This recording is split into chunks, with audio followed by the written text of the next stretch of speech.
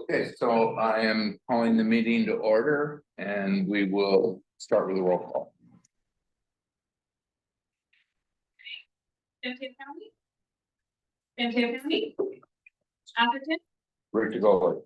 Bellon, Julia Mead, Brisbane, Burlingame, Donna Colson, Holma, Daly City, East Palo Alto, Foster City, Half Moon Bay, You are back. Hillsborough, Alroy. Los Banos. Let me just double check. I didn't see mine. Nope. Yep. Menlo Park, Betsy Nash. you, Millbrae, Pacifica, Portola Valley, Jeff Elfs. Redwood City, San Bruno, Marty Medina. San Carlos, San Mateo, South San Francisco, James Coleman. Woodside. And let me just double check that we're good. Great, you're smart. Okay, next item on the agenda is a public comment. And I just want to repeat, as I've said before, the Peninsula Clean Energy meetings are a public forum. And all public comment must relate to something that is within the subject matter jurisdiction of the board.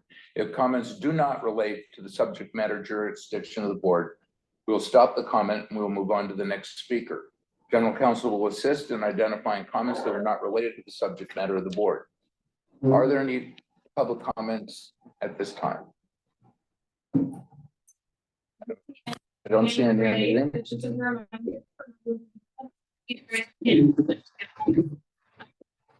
Rick, we actually need to swear in our alternate from Hillsborough, Alvin Royce. So if we could do that really quickly. Okay. Go ahead and raise your right hand. I, Al Royce, do solemnly swear I, Alroy, do solemnly swear that I will support and defend the Constitution of the United States and the Constitution of the State of California I will support and defend the Constitution of the United States and the Constitution of the State of California against all against all enemies, foreign and domestic. true faith and allegiance to the Constitution of the United States and the Constitution of the State of California. That I will bear true faith and allegiance to the Constitution of the United States and the Constitution of the State of California. That I will take this obligation freely without any mental reservation or purpose of evasion. I will take this obligation freely without any mental reservation or purpose of evasion. Faithfully discharge the duties which I am about to. And I will well and faithfully discharge the duties upon which I am about to. Thank you. Okay, thank you.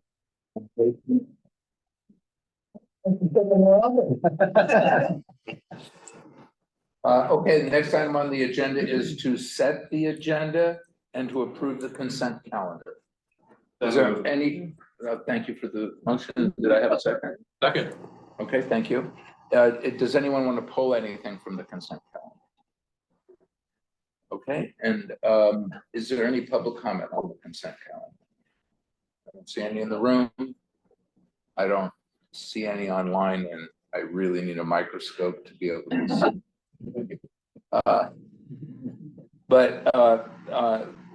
We could do a roll call, please. Or do we need to do a roll call? All in favor? Any opposed? Okay, great.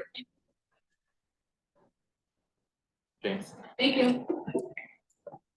Okay, now we're moving into the regular agenda, and you can tell there's a little bit of urgency in the tone here, and it's because we have a big agenda, and we all knew we would. And I'll just make a couple introductory remarks. First, I really enthusiastically want to introduce our new COO, Shalini Swaroop, who joins us after many years at MCE Clean Energy, where most recently she was Chief Legal and Policy Officer. And for the last few months, she was at the Initiative for Energy Justice, where she was Executive Deputy Director. I feel extremely fortunate to have her, and I encourage all of you to spend some time with her and get to know her. You wanna wait? I'm sorry, I'm to be here. Thank you. And I also want to introduce our new CFO. This is like a remarkable, it's like a start of a year. We've really got a new C-suite. We're gonna review our critical strategic goals at this meeting, and over the next year, we're gonna revise and restate them. This is a relaunch of PCE. It's really a big deal for all of us. Our CFO, Nick Bajor, comes to us after 15 years at PG&E, including the last 9 years where he was Vice President, Finance and Treasurer, and for many years in finance management at Williams-Sonoma, Morgan Stanley, and Bloom Energy. Nick.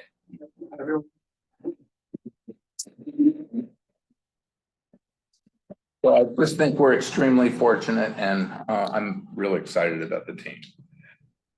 Okay, now we're going to focus on the retreat. We're going to manage this year's retreat somewhat differently than we have in the past.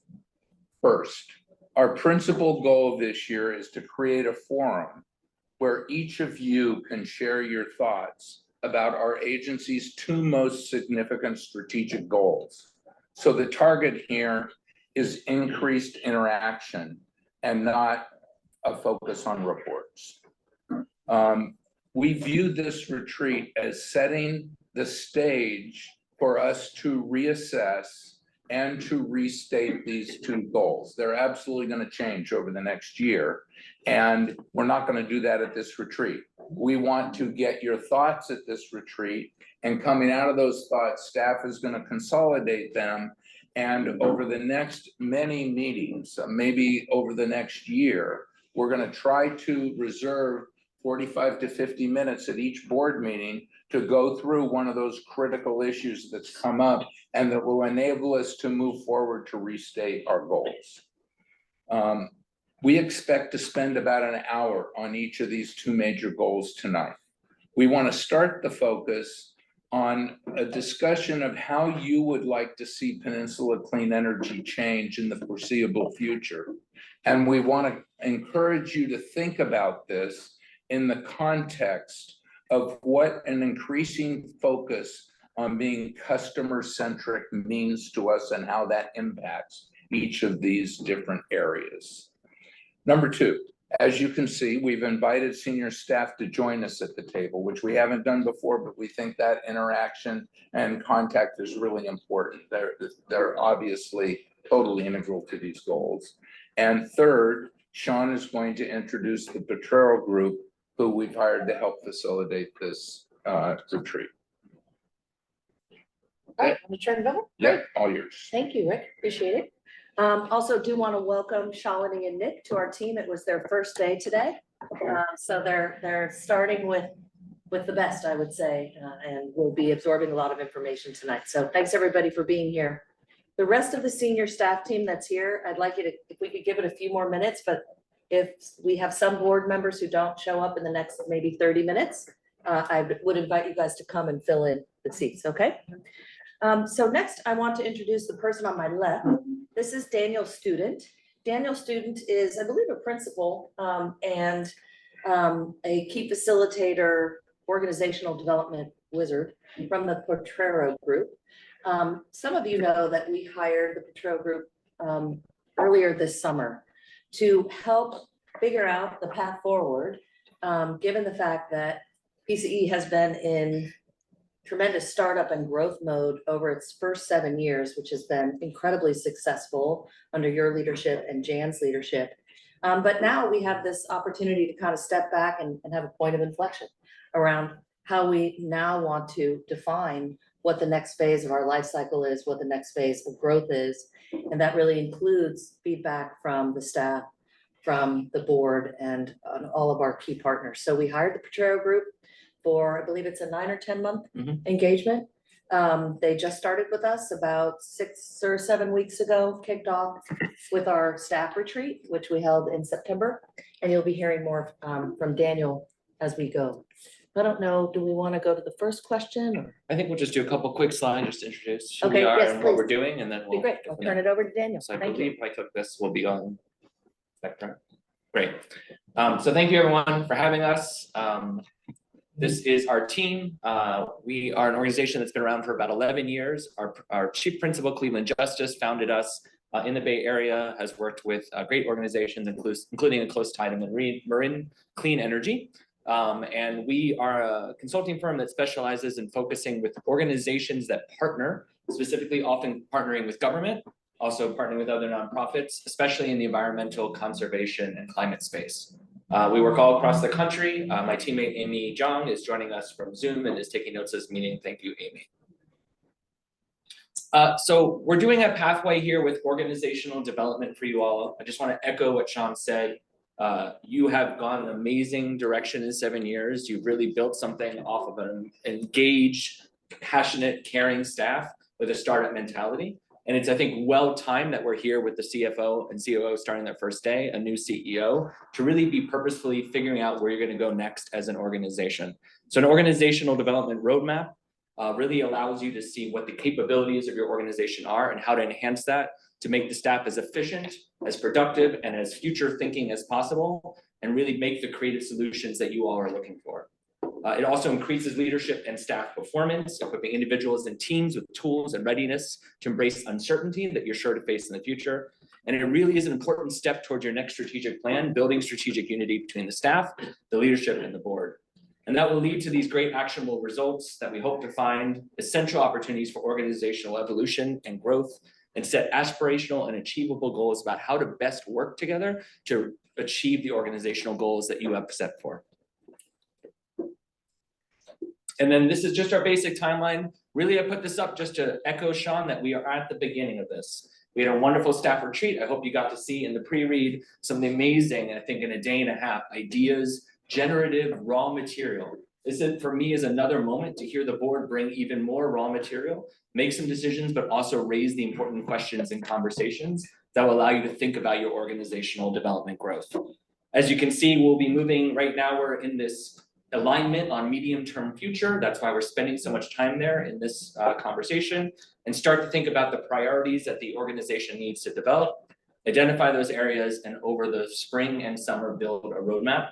And we will be staying around to help you launch potentially into strategic planning as the next step, and then pass it on from there.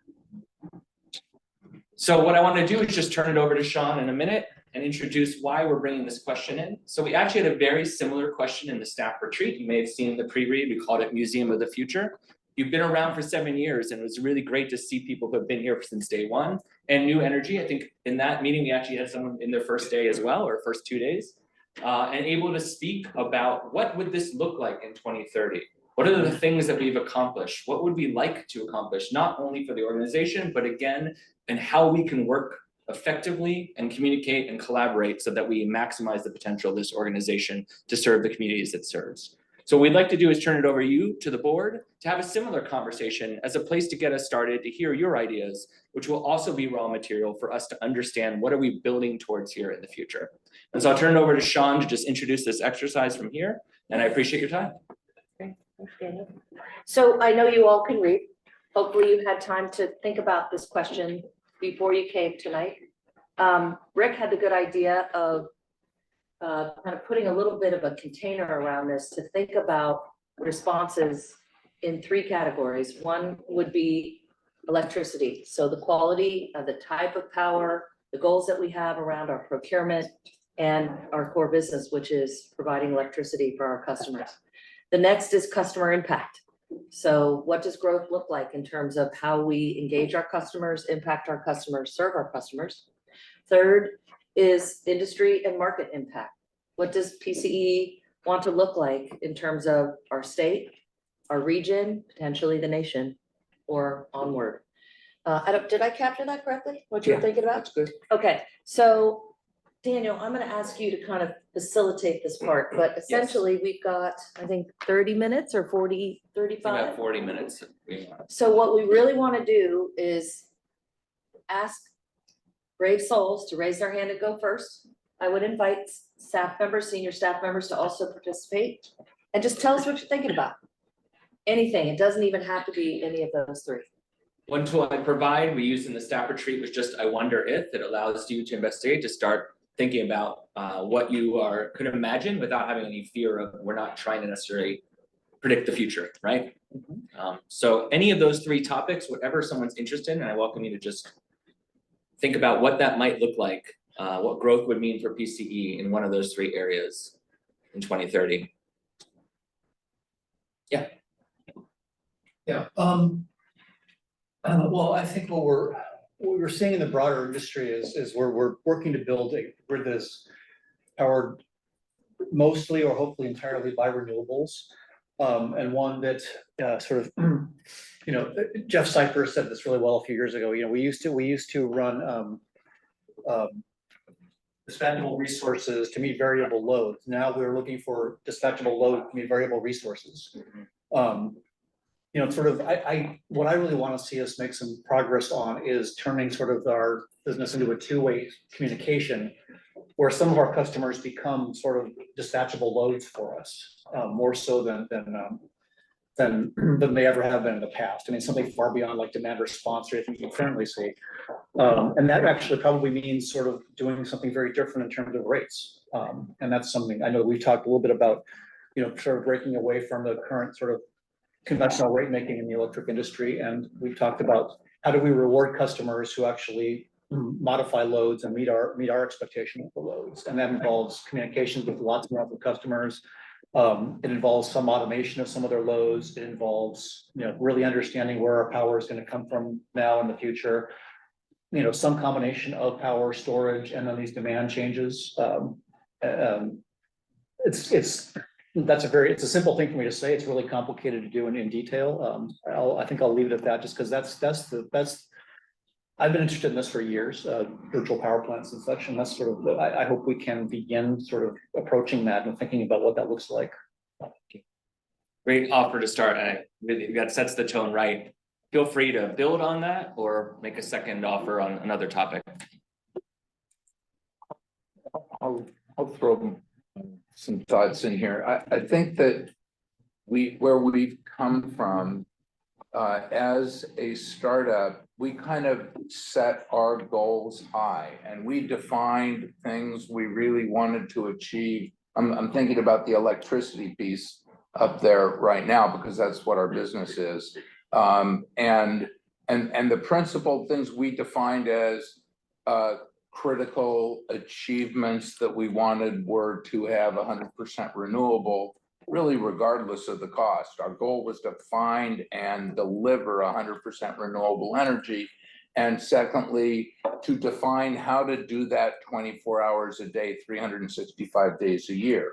Those are extremely lofty targets that we undertook, and cost wasn't the principal guiding force. It was defining really what we wanted in terms of our vision. And I think that was absolutely the right thing to do.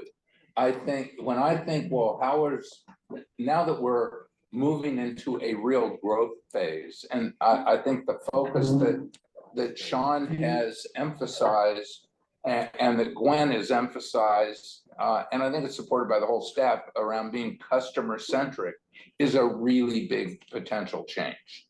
And for me, what that does is it brings the term reasonableness into both of those equations. We want 100% renewable, but we have to look at it in the context of the cost and what is reasonable. Where are we willing to do that trade-off? What's the customer focused place that's the right place to end up? And the same thing with 24/7. I mean, I was talking to Raphael earlier today, and we were talking about how the transition is now the agency is really looking at its customers and thinking about how can we really do this for these people, not just achieve a goal, but really put it in the context of real people and their real lives. And that's a big change. I think it's a really exciting change because I actually think it will open us up to a level of qualitatively different growth that's really interesting.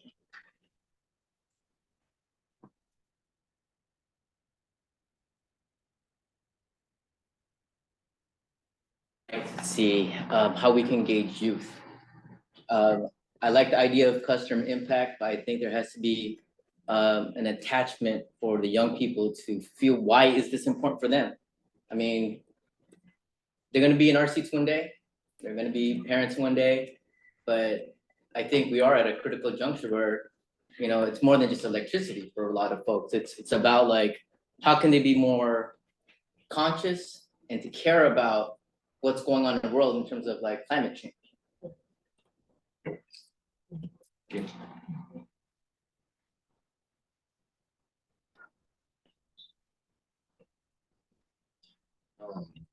What occurs to me is normalization of clean energy.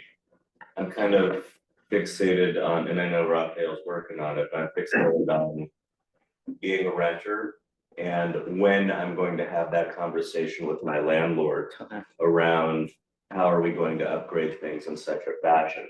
And it's not a conversation right now I'm looking forward to having. And so right now, I think that there's some measure of perception around clean energy, that it's for those people, it's not a priority. These are the obstacles in the way. I'm looking forward to a next step being that it's the norm that we have clean energy, that it's what is easily available to everyone. Not that it isn't necessarily right now, but I feel like that perception is often getting in the way. How do you see PCE stepping into that? Well, I think we're well on our way with the various programs we offer. I think that when it's a little bit more proliferated, when people have access to it a little bit more often, and whatever boundaries that make it an extra hurdle to get there. And so for me, that might be as simple as having a conversation with a landlord. But then it's a matter of, you know, waiting on what is that toolkit that's going to be available to me to help me not worry about what the result of having that conversation will be. And I think that when there's a handful of examples surrounding anybody in any situation, then it becomes much easier to point to that and say, oh, why the hell not me too? Go from there.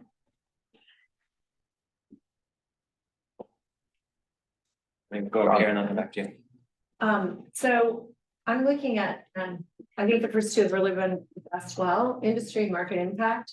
So, you know, really thinking about how the state of California is going to lead this energy conversion and change, and how we can support bottom up and participate in that big conversation, that really big important conversation, whether it's the regionalization of the grid or not, rules, regulations, laws, things like the BACMed work, you know, really stepping up and using our grassroots experience and our experience with the voters to help state officials and our assemblywoman and our state senator to create policy that will leverage us and help the state get to our goals. May I ask the same question? What do you, when you visualize that, what do you see PCE doing more differently? I think we're doing good work with our legislative, I mean, Mark, I'll thank him for the work you're doing. So I think it's really engaging with our local legislators and helping them create policy, whether it's even at the county, Dave and Ray, to our own cities, and getting ideas between one another, but also weighing in on these, you know, weighing in politically on these big decisions through either our lobbyists or, you know, whatever avenues we have there. And this board having real input into what is, you know, feasible, what's not feasible, and what's attainable, and what's really a reach goal or a stretch goal. So I think customer impact's gonna be important, because I think what's gonna happen, what we know is going to happen, what the PUC did today with rates, with their rate increases, they approved for PG&E at 10%, and then what's about to hit it with the change for income-based income-based pricing, and then what we see come down with regulations like BACMed and others. I think the big area for growth is to look at what all the impacts is of all of these things are going to be on the consumer. And understand the consumer is not going to be very happy, and figure out how do we position ourselves in all of that to actually communicate and bringing cost savings to them, and actually figure out ways to bring cost savings to them. Because the burden, I think there's gonna be a burden placed on the consumer it has never felt for quite some time when it comes to utility, period. And so we should position ourselves in all of that to be a solution, and as a result of that, experience that growth. Just sort of tacking on to that, and some of the other things that people have said under customer impact, I think those are all reasons why it's great that we're adding or focusing on that customer impact. And something that I've actually mentioned to Sean, but I think this would be a great time to sort of consider that as we agree to sort of focus our shift a little bit more to the consumer is how do we meet sort of where everyone is? So I know that there's a lot of programs that do a really good job of pushing out sort of the income need-based types of things, but you know, with some of the things Ray was saying, it's going to pretty much affect everyone. And so how do we make sure that the PCE is the place that all consumers, you know, feel like they can go to address their needs? And maybe some of that will even have to be looking at how we do our outreach. I mean, our website's great, but under residential, we could say, are you a landlord? You know, or something like that, and have it kind of broken down for people who, and maybe the information's somewhat repetitive, but just understanding that people are coming to maybe this site for different things. How does the, you know, the rate changes impact you? Whatever it has to be, but make, you know, more answering those questions maybe before they've been asked, or providing that one-stop solution to them to our communication. Thank you. Two things that are happening is you're getting a little bit more specific with what you see and keep moving in that. That really helps to just make it real, describe it, visualize it.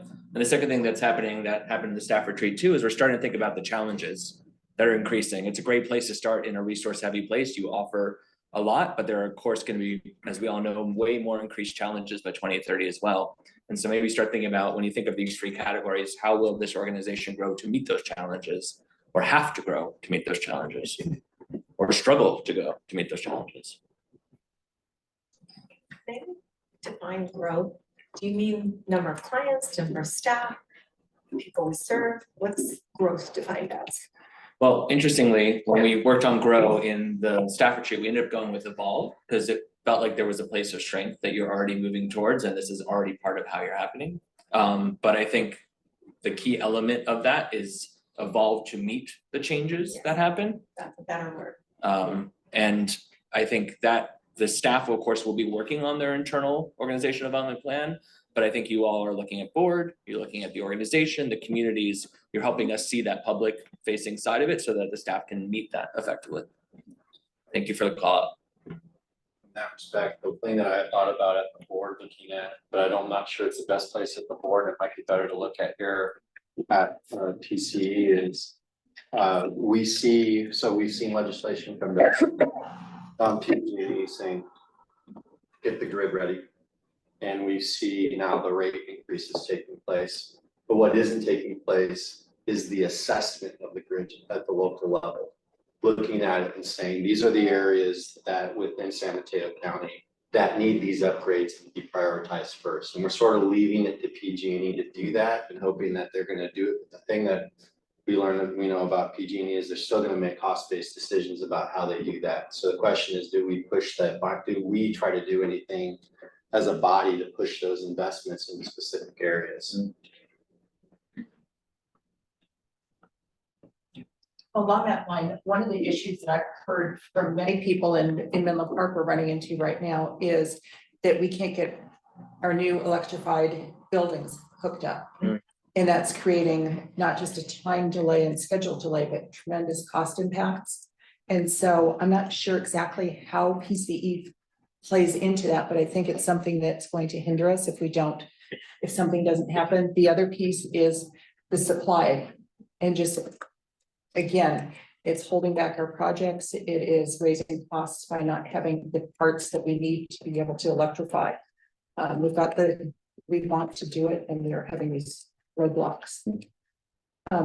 Something along the rates that I don't hear, I would like to hear more, is I hear a lot about electrifying and how electric rates are going up. Gas rates are also, I don't hear the comparison to what's happening with gas, especially as more people move off of gas, that increases the gas rates, the infrastructure within gas needs to be spread among fewer people. Again, that's going to push rates up. And so much of the equipment is so much more effective and efficient. And so that will help balance some of the rate increases. So I think just messaging to customers, also people who I've spoken with who've electrified are really happy with the results. So just as far as quality of life, it is a good thing. So I think getting some of that message out, youth I talk to are very, very concerned about the climate, about their future, about what's happening. And so I think all of this is just a real opportunity to move forward. Yeah, just to add on to that, I mean, South San Francisco, we're building a lot, we're hearing very similar things, like they talk to PG&E, they do their due diligence, PG&E says like, wait, we're gonna have to wait 2 more years before we open your building up, it's just absolutely ridiculous. And like when we put our commercial reach codes on the agenda, the reason why our private sector was reluctant for it to go forward was because of PG&E, not because they didn't want to electrify their buildings. I think that's a big sign. But I'm thinking maybe if PCE can get involved in building transmission infrastructure. I heard that, I'm not sure if it's the county of Santa Clara or the city, but they own a power station and operate that. So maybe there's some way where PCE can get involved and kind of help move things forward faster.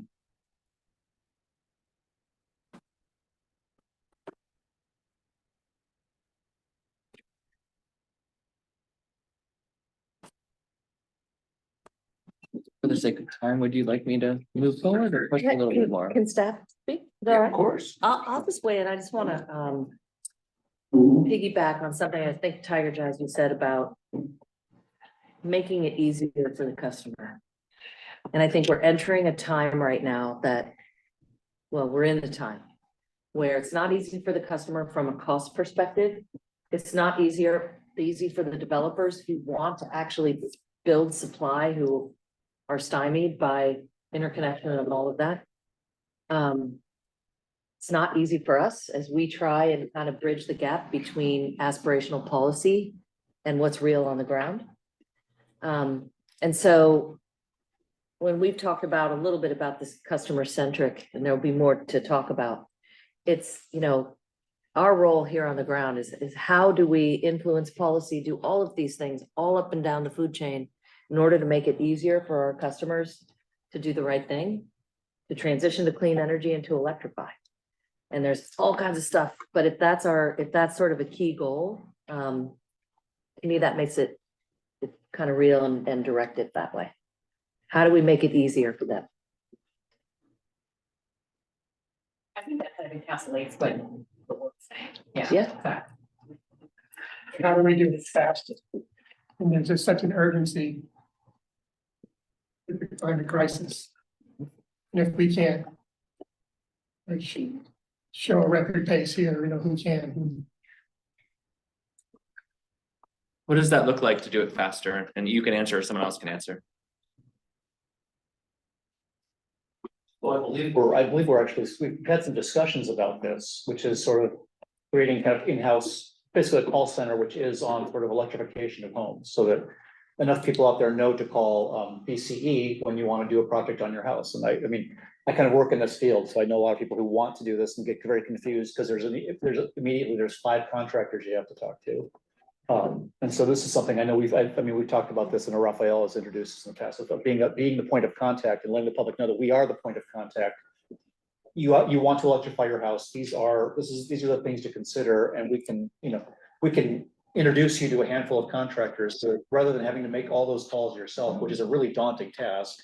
You have a sort of a list, at the very least have a menu or something where you have a place to start. It's not nearly as scary because somebody has vetted some of these things for you and given you maybe some guidelines in terms of a strategy of how to do it. That's something that I, For sure. Is that possible? That wasn't. We haven't voted on it yet. right, We haven't voted. it came to the executive, yeah, it came to us, but it hasn't. It's coming back with more analysis and budget. Okay. And that becomes a customer impact tool. And it gives us more visibility. I mean, we just, people still don't know who we are in a lot of cases, and we've made a lot of efforts we've done a lot to try to convince them of that, and they still don't quite understand. So it's just one more, hopefully positive experience they'll have with us, and a very detailed experience, and us with them to learn more about them.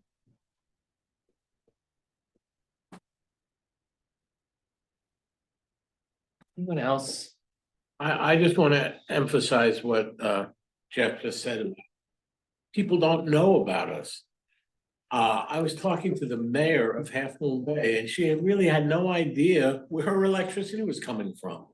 So I know we've talked a lot about marketing and, 10 or 15% of people even know about PCE, but I think we really need to make an effort to get our brand out so that more people are aware of what we offer and why we offer it.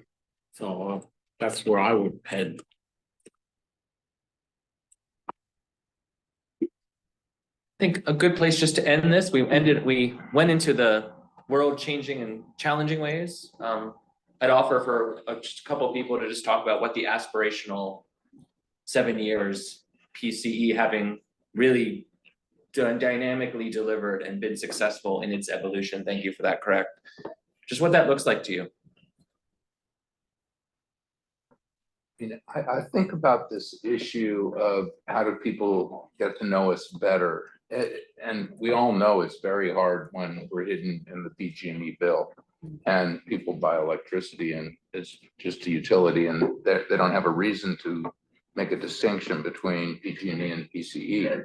But I think when I think about really the aspirational, what I'd like to see in 7 years, I want us to be generating power. I'd like to see solar panels all over San Carlos Airport that are owned by or managed by PCE. I'd like to see, I don't think it's, I don't have aspiration to own the wires from PG&E because I don't want the liabilities associated with it. But I'd like for us to find, I'd like to find if I had 100%, I don't want to find a substation that had a DAC community around it where we could force PG&E to partner with us and build a microgrid to protect that entire community so that they can electrify and not be at risk. I think once people see PCE putting in a 10 megawatt solar facility in Los Banos, those people in Los Banos are going to pay more attention to PG&E. I think, MC did it in Richmond, we can do it. We just have to find the method to do it. And if I'm looking out 7 years, I think we have to do those kinds of things for people to acknowledge us, because otherwise we're just hidden behind PG&E. And that's not a good story. There's nothing they're doing that I have a lot of respect for, nothing. So, and the way the rates are going and, it's not encouraging people to electrify. It's a really bad story. And we're going to have to address that over these 7 years. I hope we find a solution. I think what Ray said, I want us to be a solution. I don't know how to be that solution unless they can see that we can provide some kind of structure that they can see and that gets written up in our newspapers. I think that's right. I think that's right. I think that what we're looking at, is going to be a period of economic instability because it looks like, and I think the rates are going to become unstable as the transitions happen with PG&E. And if we can be the ones to offer the consumer stability and give a narrative about that, then I think we pick up market share and people move over. So, but I think that has to be that needs to be the aspirational goal. No longer are we trying to show cost parity, but now we're actually trying to be safe harbor.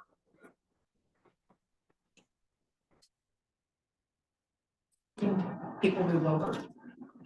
I mean, by people making the transition in their homes to use more electricity.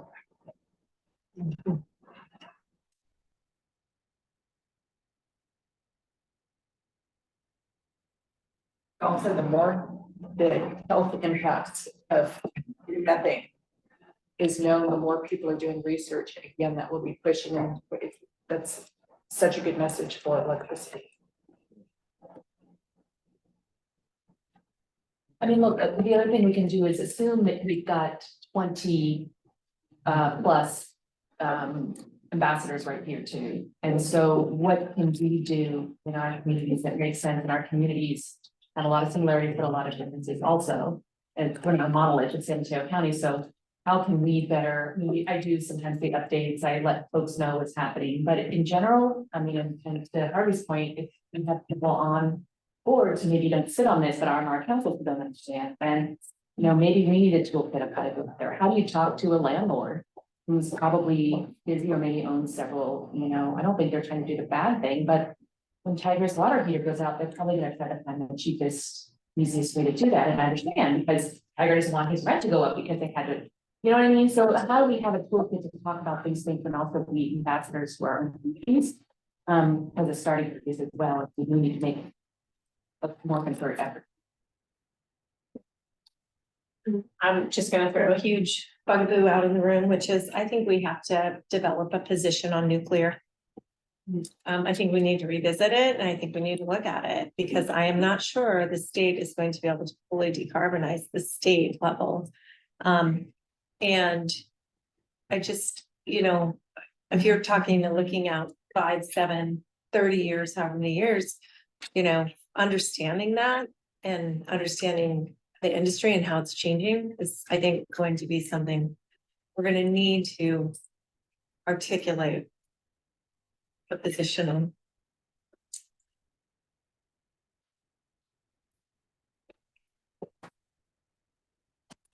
Great, let's move on. Thank you all so much. As an introduction, focusing on the future, we're now gonna have a brief overview, very brief, like. I'm ahead of schedule already. I know. No, but I'm taking your time. It's, we're gonna launch into segment 3 by 6:30, so, go for it. Great. So we're just going to give a. Oh, go ahead. Do public comment for each segment, just to ask and check. It really can go either way, but I just want to make sure we're consistent.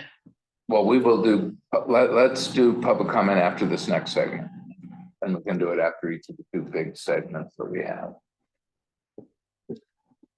Great, so in a second, we're gonna see just some of the initial raw material that's coming out of the staff retreat. You all got a chance to go on a much deeper dive in your pre-read. We don't have time for that tonight, as Rick put forward. But I think it's probably the best way to hear about this is actually from a staff person themselves.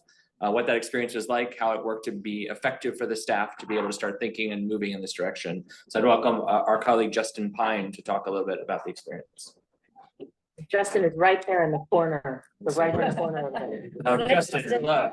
Can you see me better when can you guys hear me okay? Maybe Nell, you can confirm for me? We can hear you, but just speak loud and clear for us. Okay, sure. So thank you, Daniel, and good evening, directors. My name is Justin Pine. I'm the key account manager here at PCE.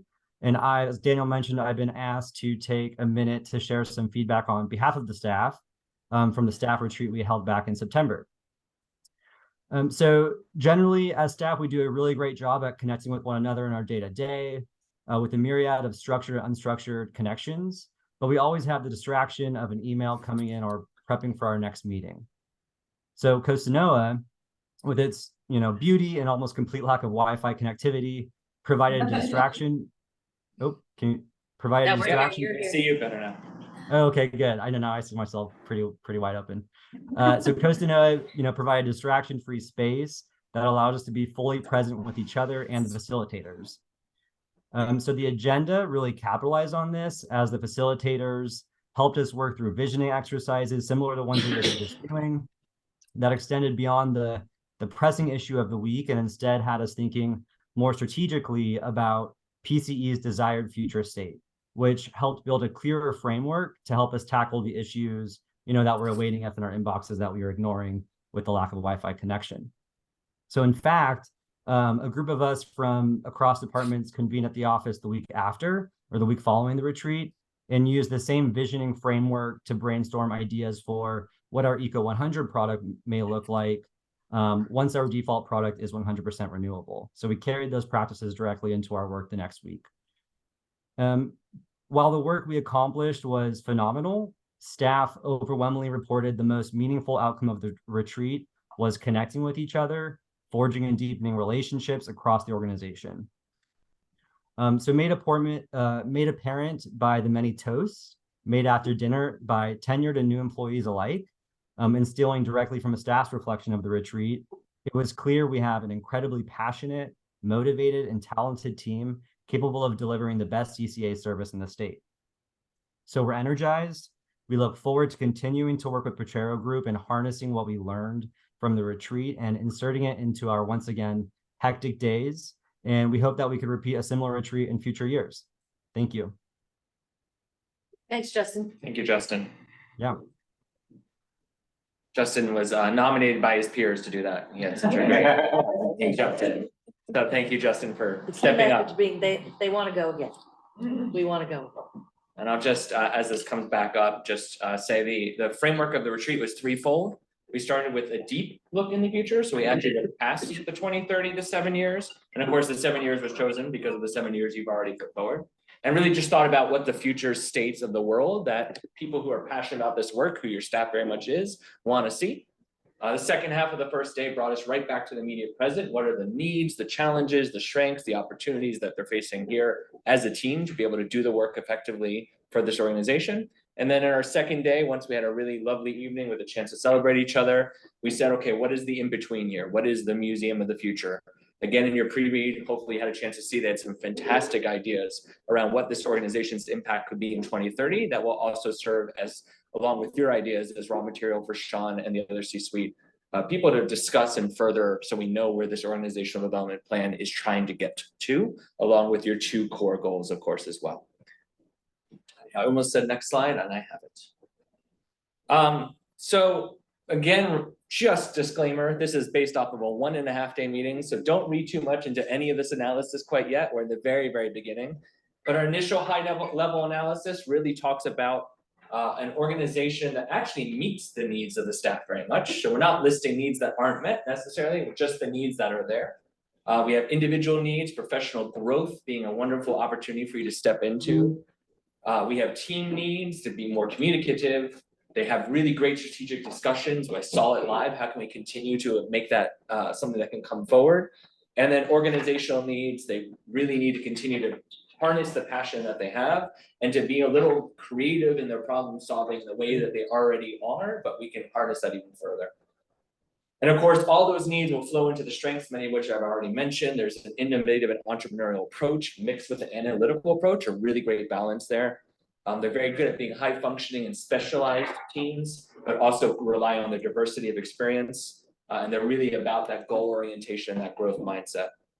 And the reason we just show this is to show you where it can go in terms of internal goals and external goals both. Focusing on the internal goals for the org development, for the staff team, of course, is just how do you get the talent to continue to grow, to be able to still have the technology you need as you grow, and to develop those systems and processes to build collaboration. Oops, that's my laptop, not using it. And stuff. So I will just talk with Excel and try to work on that for you. Well, the last slide, and I don't want to get delayed, so I'm just going to say, oh, thank you. Is we just explored a few initial pathways. So you can look at this left to right. I would suggest you look at it from top to down. Again, very, very high level here, but if we identify as a strength that you have in a mission invested in aligned staff, you have an opportunity for that staff to really step in and co-create this vision and growth that we're doing together. And just to see how that can lead to this aspiration of a just and equitable clean energy transition and result in solutions and benefits distributed equitably across communities. And you see that in the 2 others as well that really start with this organizational and personal growth, and also how to take this diversity and complementary expertise and experiences and build to results. And so as we move over the next 8 months, that's what we're gonna try to do. We're gonna try to harness the strengths and the needs right now. And say, how does that actually take the step, to the next step, to the next step, that gets you to a place where you can start building out that strategic plan, knowing how the staff will evolve to meet the needs in the future. So that's where we are, and looking forward to returning to the board with a more robust document for your feedback at a later point. And I'm gonna stop talking or else Rick's gonna be mad, so I think I'm good. Thank you, Dan. No problem. Any questions about this effort before we move on? Cool. Thank you guys for indulging us in a little bit of a preview there. Thank you, Dan. And let me see if there's any public comment on these first two segments. Sure, remind everybody members of the public, please raise your hand. Okay, I don't see any public comment, closed public comment. And we will move on to segment 3 with. Oh, go ahead. Jump in on the. I just wanted to jump in on the last slide. I wanted to commend the strategic direction of investing in staff in a way that allows us to develop as thought leaders. I mean, this is really, we are not on an island in terms of what we're trying to achieve. So to grow into a role where we can become leaders in our organization and then proliferate the expertise that we garner is a really important thing. You know, so that we're not thinking selfishly as an organization, but communally as a state and as a region. So yeah, I think the middle pathway here is highly important. And I just wanted to, you know, add a little bit of emphasis and support of that. That's all. Thanks, Peter. Yep. Any public comment? No, no public comment. It's closed. You want to kick this off or would you like me to? Well, I mean, the strategic goal that we're addressing in this segment is deliver 100% renewable energy annually by 2025 on a 99% time coincident basis by 2027. That's the goal that as it's been modified. Perfect. And so what we're gonna do right now, I invite you to read the open-ended question. First, we're gonna hear from our Director of Power Resources, Roy Chu, who's been working many months. I will just say that there was a request by our chair and other board leadership when I first came on to for their team to just really update the assumptions and understand the market conditions and kind of current realities under which we are operating to meet our goals, both the annual goal and the 99% time coincident goal. The white paper that was released last year was phenomenal and was based on October 21 data, if I'm not mistaken. So we've just got some new updates, and then we want to open it up to the board for your discussion around what makes the most sense really going forward. So with that, I'll turn it over to you, Roy. Roy Chu, Director of Power Resources. Good evening. Thanks for the intro, Rick and Sean. I think before we start the slide deck, first I want to clarify that procurement is not the only activity that Power Resources Group does. And Power Resource operation involves planning, procurement, market operations, settlements, compliance, and risk management. So procurement is only one of the whole operation, although procurement is quite complicated. So this is going to be a very busy slide with a lot of information. The intent is not to dive into each building block here in depth because that's going to take days. It's to lead to the 24/7 discussion. So please bear with me. So let's start with the left. These are the priorities for procurement. So starting from the top, we procure to serve our load. Then we procure to meet compliance. Then we procure to meet our ECO Plus and ECO 100 product content. And we have the renewable 100% annual by 2025 goal that we're procuring to meet. And then we have our very aspirational 24/7 hourly matching renewable goal that we're procuring towards. So what are the products that we need to meet each priority?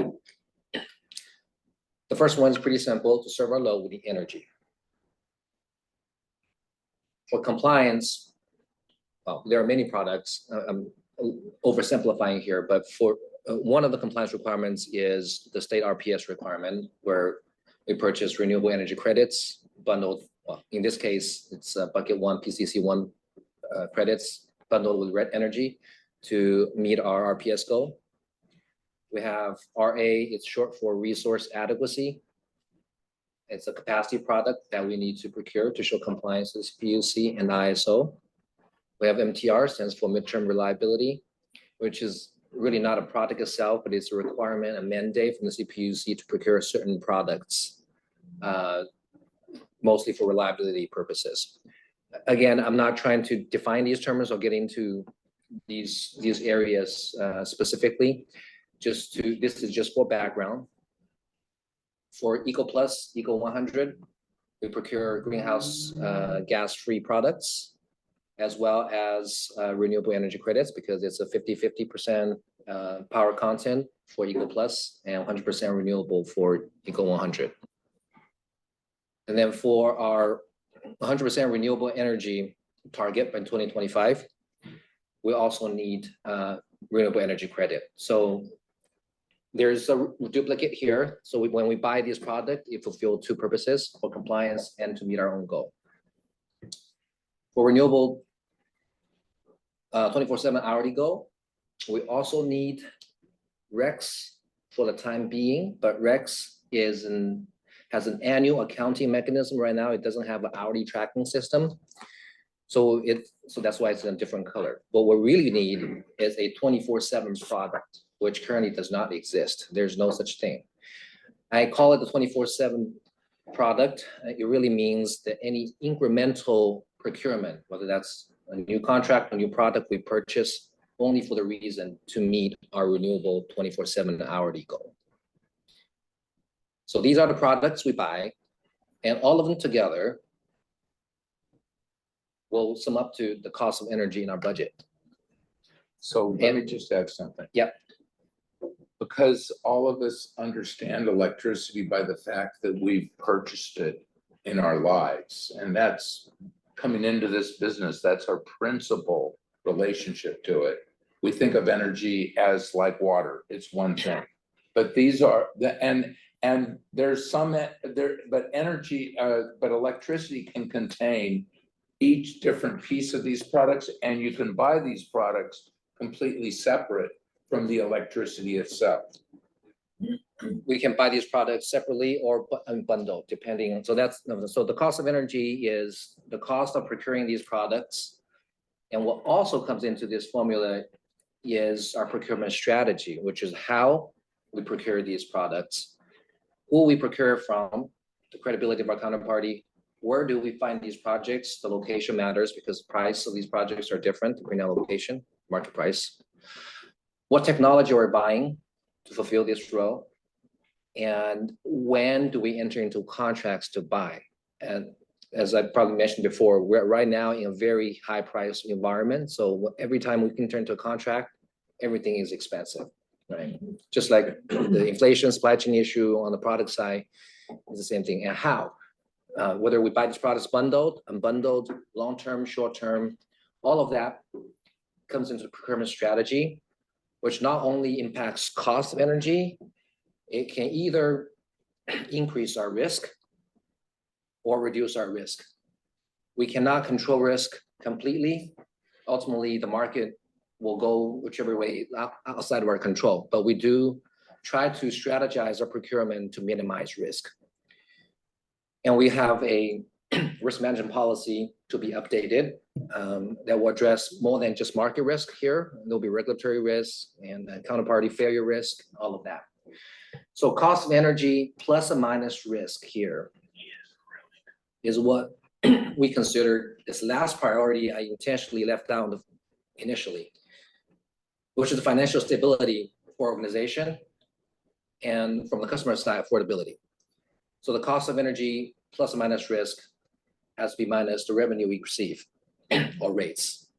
Understand there are other costs in this organization. We only represent 90% of the cost, but it's a big portion. So we have to make sure that our cost of energy and our perceived risk is gonna be less than the revenue, and that defines financial stability and affordability. Okay, all of that background is to lead to the 24/7 discussion. Oh, I missed. There's one more thing. Oh, it didn't show up, but if you can just look at the bottom two priorities. The first four, let's say, for the purpose of this discussion, the first four are really just setting in stone, right? We need to serve our load. We need to meet our compliance. The product content is already defined. We have to meet it. Renewable 100% annual, we're gonna hit it in 2025. So what's left as variable is the renewable 24/7 hourly goal priority versus the financial stability.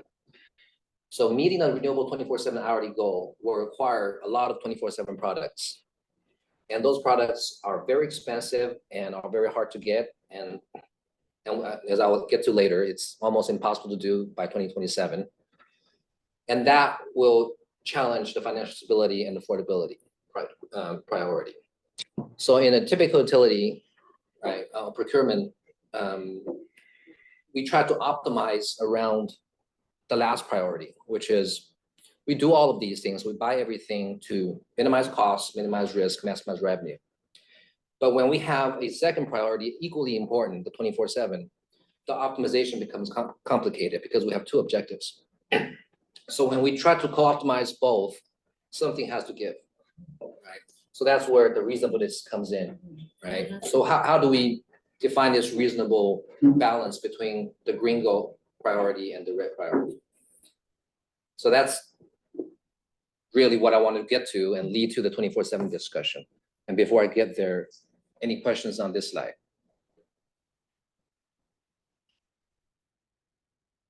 All right. Oh, I just want to say that was probably one of the most well articulated. Yes. So good. Conversations of how this all comes together. Thank you, Roy. He and I haven't talked about this. He has worked really hard on this. This is very hard to articulate. Yeah. He's worked really hard on it. This is excellent.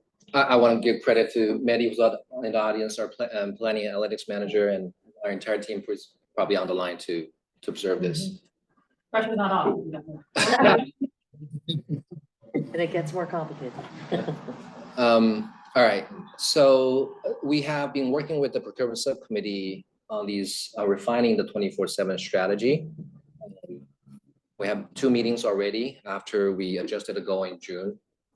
And we're not going to get into too deep into the analysis, but this will give a general overview of what we're seeing in the market. So very quickly, we have a priority developed in November 2022 to meet 100% renewable energy on 99% time constant basis by 2025. And in this year, in June, we adjusted the goal to meeting the hourly matching goal by 2027.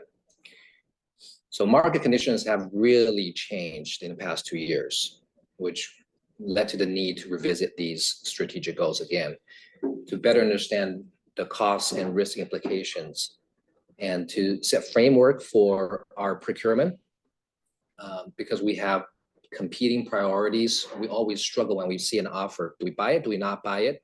Do we consider affordability, or do we have to meet the goal at all costs, right? And we want to revisit these goals and to perhaps adjust it if board deems appropriate. And as Sean mentioned, we developed a goal in the white paper a couple of years ago. It was based on market conditions at the time, but the market did not materialize the way we expected to. There are many issues many things happened in the last 2 years, right? We have the supply chain issue, the inflation issue, labor shortage. We have increase in interest rates. We have the bottleneck at the market interconnection. And we have this IRA uncertainty. We were really hoping that the Inflation Reduction Act was going to help the supply market to reduce cost, but it really did not because of all the other factors. And on top of that, IRS was not very quick in putting out clear guidance on how these benefits can be realized by developers and passed through to to us in terms of PPA price reductions.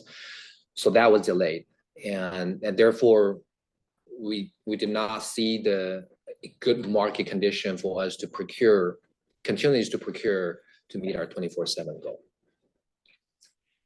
But let's take a step back and talk about why 24/7 strategy matters and why it is important, right? Let's remind ourselves.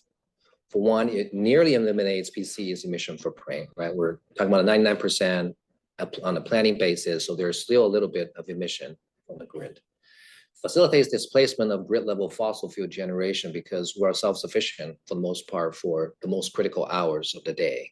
So we don't have to rely on these fossil fuel generation. We improve grid reliability by bringing on new clean storage resources capacity. That because we sign new PPAs with new clean resources and new storage resources and bring them online. And we establish PCE as a leader in sustainability innovation, clean energy. And 24/7 obviously has a much bigger set of goals. If we look at more broadly, it helps to combat climate change and all the issues associated with climate change. That's why we're pursuing this goal. And just to recap on what we're trying to accomplish using 24/7 on the graph to the left, you can't really see it, but there are 8,760 cells in that one rectangular block that represents each hour of the day in a year. And green shows zero emissions, red shows a lot of emissions. So with the 2021 portfolio PCE, that's the graph on the left. What we want to accomplish eventually, and I intentionally remove 2027 because it seems infeasible now, but eventually we want to get to the graph to the right, which there's almost no emissions on that 8760 block. So where do we stand now with our current portfolio? By 2027, with all the contracts we have, resources we have in our portfolio, we will be at 83% hourly renewable by 2027. And the heat map, the bottom shows how it will look like with our current portfolio. And let's not understate this 83% hourly renewable matching. It's probably higher than most other low survey entities. Now, it's very small. There's a note there that says this is assuming all our contracted projects are going to come online on time. And as I'll talk about it later, that's going to be a challenge because many projects are delayed. So what, and the resource stack onto the right, that's showing the different technology type that's building up our resource portfolio. That's getting us to the 83%. There is, the blue is onshore wind, right? And a large portion of it was the SunZia contract that we just signed that helped us to get to 83% by 2027, assuming it does come online by 2027. So the goal now, the current goal is 99% by 2027. So what we're trying to accomplish from this point forward is to get from 83% to 99%. But from this point forward, every percentage increase in this hourly renewable matching is going to be exponentially more challenging than the previous percent that we're trying to get, because it just gets harder and harder as we get to higher time cones in the percentage. This is a different look of the same resource stack just by season. So what I want to point out, so the different color bars is different resources that we have in our resource stack. What I want to point out is the space, the white space below the black line. Those are our open positions to fill to get to 100% on 99% time coincident, right? So if you look at the winter, which is the right bottom block quadrant, it has the most white space because we're a winter peaking utility, and it is when solar generates the least amount in the winter, and there's not enough baseload renewable not enough to provide hourly matching renewable for the winter. Those are the most challenging hours to meet. In order to meet those, we need to over procure. So the second thing to notice on these graphs is in the middle of the day, you'll see a lot of over generation above our load requirement. Right? And we have the light green, those are storage resources. Those are light green at the top of each yellow. These are shaved off because of our storage and built into the dark green during the evening peak. We don't have enough storage to shave off all the solar, right? So there will be over generation even with the 83% time coincident resource stack. And that's subject to market risk of reselling those excess into the market. Okay. I'll talk about that. Can you Don't leave clarify, so what you're saying is that when we try to resell into the market, actually getting what the market value of that could be high or low depending on the market conditions That's of the right. day, and that's the risk. That's the risk, and I'll have a slide later to depict that. I'm sorry. That's fine. Okay. We could deal with it. So I just want to point out, I think the blank area under the black line, as Roy said, is what we're short. And that power becomes not just difficult to find, it becomes increasingly more expensive. And to the extent that we proselytize and get people to adopt the 24/7 strategy that we're pushing, it makes it more expensive because there's so few resources in there. We are encouraging others to do the same thing, and they're buying up those resources, and it's making it much more expensive. But the other piece up there that's really important, and Roy just mentioned it, so I almost didn't say this, but I really think this is something we haven't really focused on, is the power that's above the line. That's our excess energy. We're buying way more than we need, and that's okay if we can resell it. If we can't resell it, we eat it.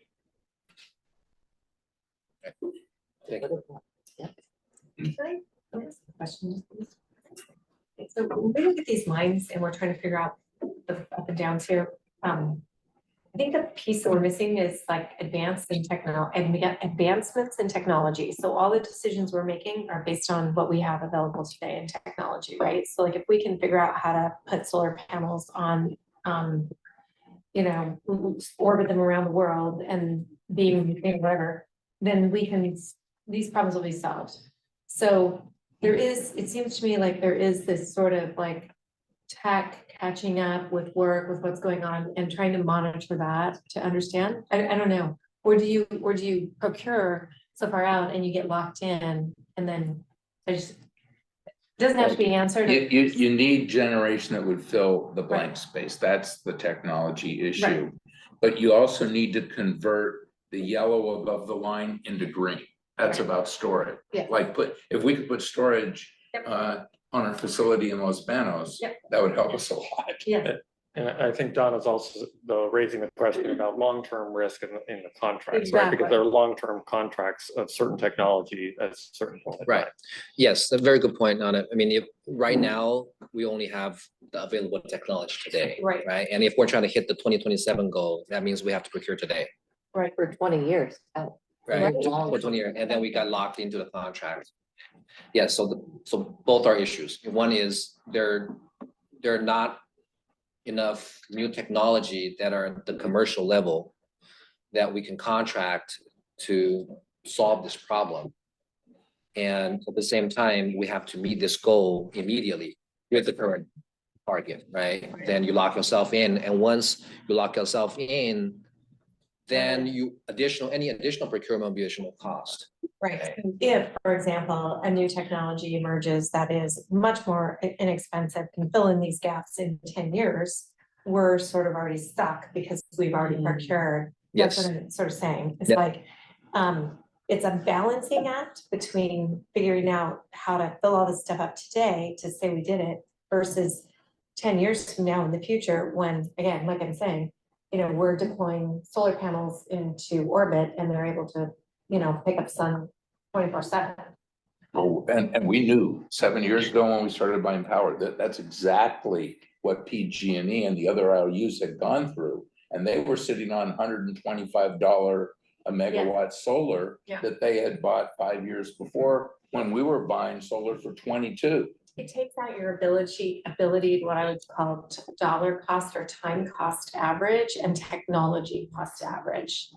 I just wanted to make sure I understood that quickly.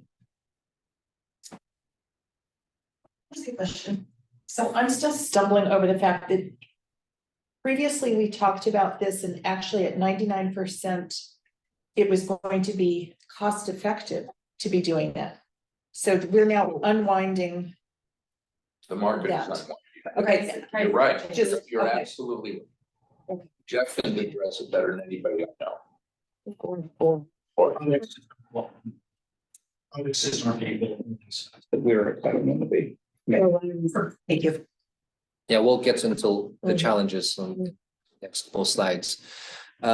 So since June, after we adjusted the target, staff had worked on additional analysis to see if it's feasible to reach the goal in 2027. The biggest challenge, well, before I get the challenges, what we looked at is one, the resource availability. What resource will be available in 2027?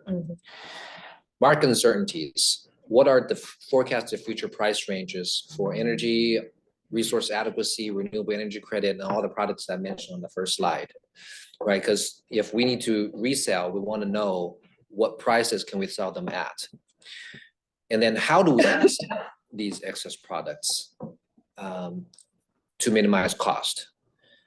So, and then putting all of that together, what is our risk? What is our cost? And again, these are, we're being asked to predict the future here. So any analysis done, you know, it's just based on the most up-to-date information we have today. It's not going to be 100% accurate. We have to make decisions today. So this shows resource availability. We have two scenarios. The realistic scenario, which is there's not enough resource in 2027. We have, and the optimistic scenario is we have all, these are the resource stacks that we hope to have to help us to achieve 24/7. So on the bar graph to the right, so we have the 90% time coincident to the left, 95 in the middle. I know it's very small, 99% to the right. And then we have the realistic case, optimistic case.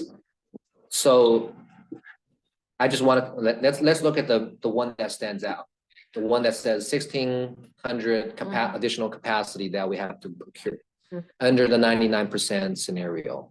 The green is storage, the yellow is solar. What does that tell us? It tells us that there's nothing else in the market other than solar plus storage to procure. And we've seen from, you know, this graph here, we don't really want more solar right now because it's going to add to the portion above the line. And we can buy more long duration or more storage or more long duration storage at expensive prices to store those excess solar and use them during those to fill those blank spaces under the curve. But it's going to require a lot of additional capacity. It's going to be just to restate that, to fill under the line, like in the winter months, you have to buy storage that principally produces in the summer and the spring. So it's going to increase, but to fill the little gap in the line in the winter, we have to significantly increase the amount of power we're buying in the summer because we're buying storage, or you're just buying it very selectively, and then the price is just outrageous. And then we need baseload sources that are increasingly hard to find. Yeah, so that's the Fill that. optimistic case to the right of the long bar graph. So if we do have desirable resources that has the best fit to our portfolio, which consists of geothermal, shaped product, more onshore wind, then the amount of capacity we have to produce is less than half of the realistic case, right? So, but that is unrealistic to do for 2027. Then if you look at the 90% case, for example, the realistic case and the optimistic case are about the same, right? So that tells us the lower the time coincident percentage, the less delta between the two scenarios. So it's less dependent on the resource availability. So what is the problem of buying too much solar plus storage or excess procurement? The 99% time coincident will result in excessive amount of over procurement, right? I can't read it, it's even too small for me, 167% for that blue bar. So why is that a problem? So this is the graph that I was talking about. So let's say the blue bar is supplies to match our load, and the red is excess supply. So we want to try to sell excess supplies to optimize, right? So we try to sell. If the future market price is higher than we contracted, hopefully, our contract price, then we make money, we're happy. If it's a mid-market pricing, which is neutral position, let's say we bought it for $30 million, we would sell for $30 million, we're good. If the market is low in the future, we bought it for say $10, we're selling it for $1, then we're in trouble, right? So that is the risk we're facing with a future market that could be lower than today's market, and today's market is extremely high. And when we do it for 20 years, and we have to manage that in the market. And the last point we want to make here is when the market price is down, PCIA goes up. So we're not only losing money here, we're also getting less revenue from the market, less revenue because of PCIA. And Roy, correct me if I'm wrong, but the excess supply, it would be mostly midday solar. Yes, and that's also a challenge because most utilities are long these hours. So there will be less demand for those products, and with less demand, the price goes down. So it is not very optimal trying to resell what everybody already has and doesn't want and try to sell at the same time, right? Very good. So the 24/7 goal is challenged, right? And this is probably a repeat of what I just said. So the challenge is we don't have enough desirable resource available in 2027 to contract. We don't have wind, we don't have geothermal, we don't have shade product, all these products that we at one time were discussing with counterparties with, they're either now very high price or no longer available or been delayed. So what does that lead to? If we force ourselves to do a 24/7 goal by 2027, we will increase our over procurement. And we're buying it at very high prices. And that will lead to this risk, inability to sell anything or selling them at very low market prices. Okay. Sorry. Yeah.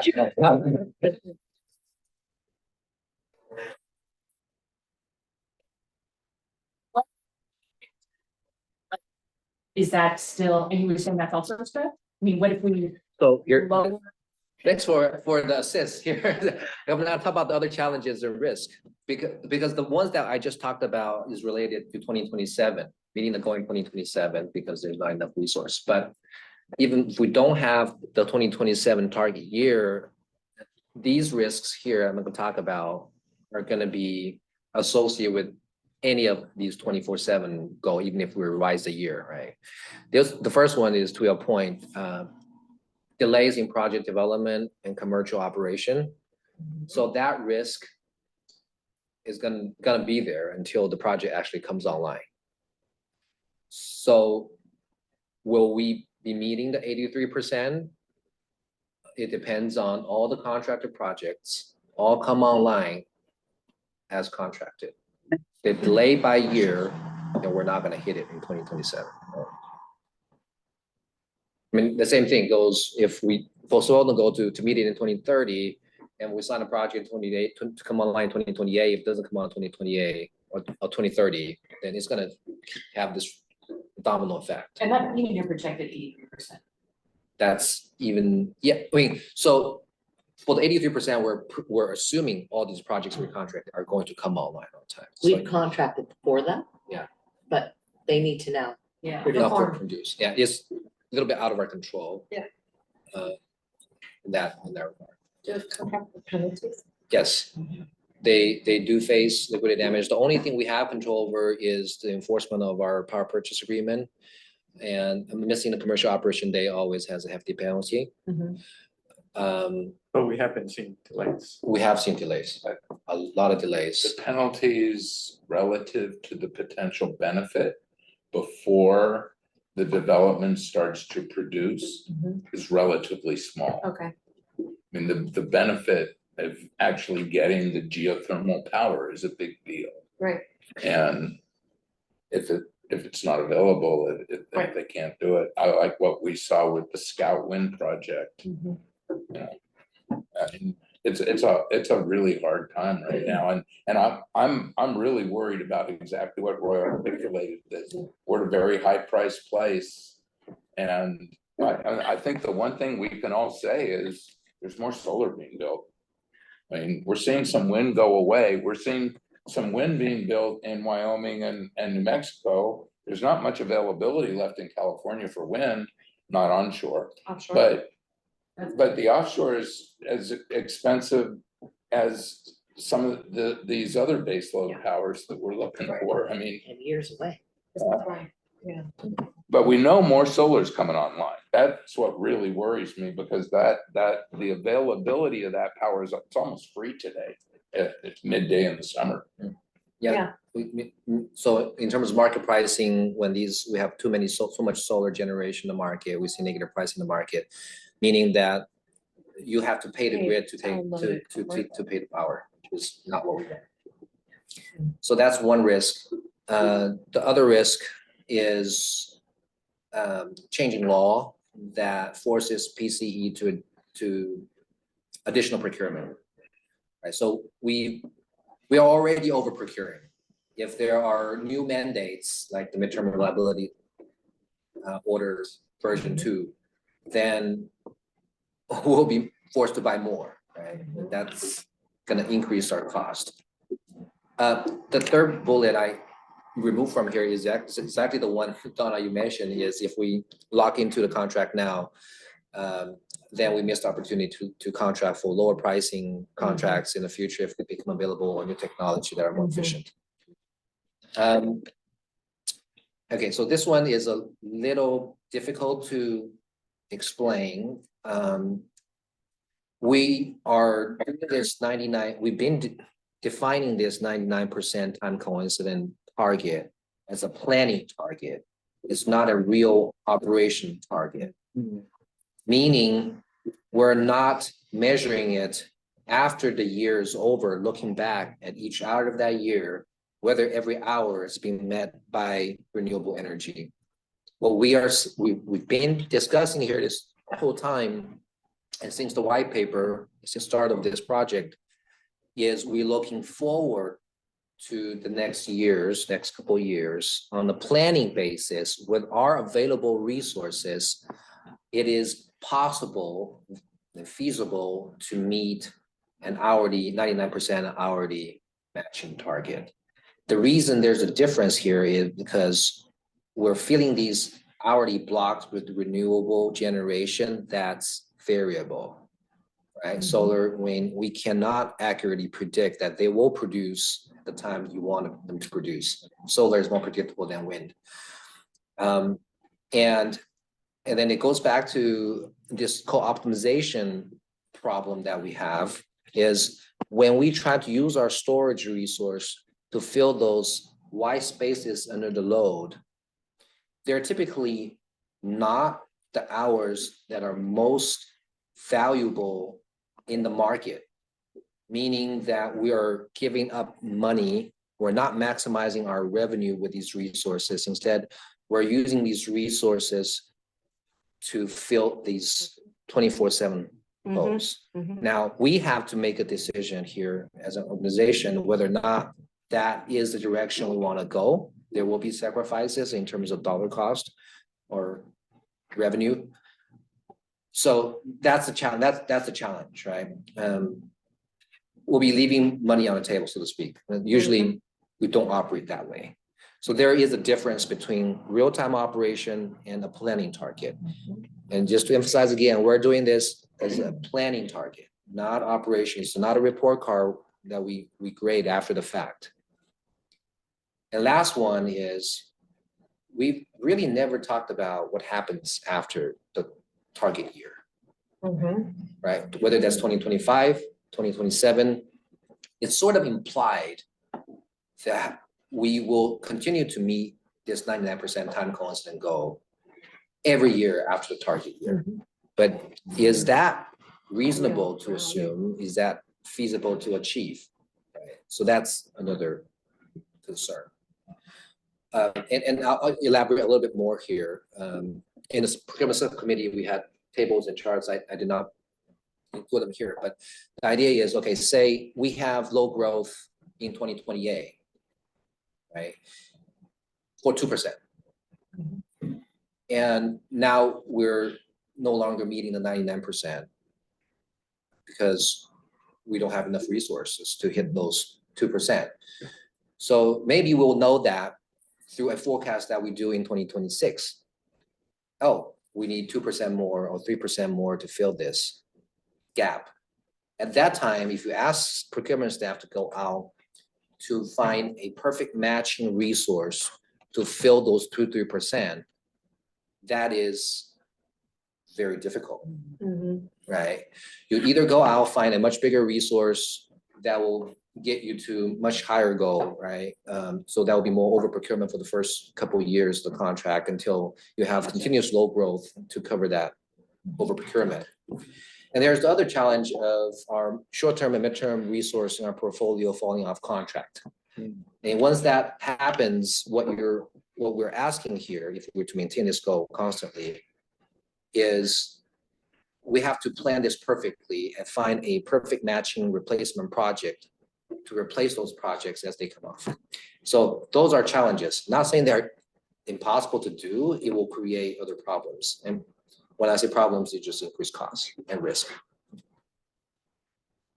So, well, another conclusion, it's a conclusion after conclusion. Meeting this goal in 2027 is extremely challenging. We can try to do it. It's going to increase cost and risk, which is the second bit. And we're trying to develop in working with the procurement subcommittee to develop a more risk conscious strategy to balance achieving still a relatively high time constant renewable target and while keeping the cost and risk at a. So the next step is we will continue to work with the procurement subcommittee and to refine our 24/7 strategy, plan to return to board, hopefully in Q1 of next year with a recommendation to amend the strategic priority this 24/7 goal. Yeah. So that's my last slide. I welcome any members of the procurement subcommittee to make any comments about what we discussed. I mean, I think I said it in terms of the really profound issue for me was to the extent we were successful in getting other LSEs to pursue this strategy that we've established and that we've been out there alone on and gotten some real serious pushback from other CCAs who don't want to spend the dollars to get 100% clean 24 hours a day because of the costs. I mean, I understood the resource availability is so limited that to the extent we succeed in getting people to do that, it makes our cost incrementally more expensive, which is really interesting. So now I want to open it up to you because I want you all to be able to, the goal here is, well, how should we view this in the context of our strategic goal? And I'll just say, I'll start it off. I'll say, I think our strategic goal is a really important strategy. It's a really important vision. And to succeed in that realistically, we have to move the market in some ways, right? We have to move the market to be able to get large hydro from the Pacific Northwest to be hourly identified as to when it's delivered rather than in these blocks that we can't translate into an hour. And we can't do 24/7 without having hourly targeted, hourly attributable power. So, and Josh Becker has introduced a bill in the California legislature to push that, and other people are recognizing the value in that, but I think it's a vision value that's absolutely important for us to stick to, because at the end of the day, that's the way we reduce fossil fuel impacts, is we get rid of those fossil fuels. But we have to balance against that the cost of doing it, which you can all hear is just really substantial here. So for me, I think the right thing for us to do is to be realistic and try to define what being realistic is. I want to enable people to move to electricity, and they're only going to do it from using gas if the electricity, if it's not a huge cost burden, and we all know that. So I just think it's a huge challenge, but I think. I have a question, not so much as a comment. It might be kind of, it probably is naive, but is it industry standard for the contract to be 20 years? We have to, is that? So we have a mixture of short-term contracts, midterm contracts, and long-term contracts, and long-term contracts are 10 years plus. So we have 10-year contract, 15-year contract, and 20-year contract. And the reason, so we have an internal diversity metrics that we need for additionality and long-term contracts. And there's a state requirement of 65% resource. I'm looking at Jeremy. 65% had to be long-term contracts, which means 10 years plus. So, but from a developer perspective, they need long-term revenue contracts to finance the project. So there's a lot of reasons why we do long-term contracts. We do. We don't. Well, we almost. Well, we have a lot more contracts that are long-term than short-term right now. We usually do short-term contracts for resource adequacy, for hedging our energy that we don't have enough, and for some renewable energy credit transactions and greenhouse gas-free transactions. And then or extension of existing renewable resources as bridges. But for long-term contracts, for most renewable and storage contracts, those are long-term.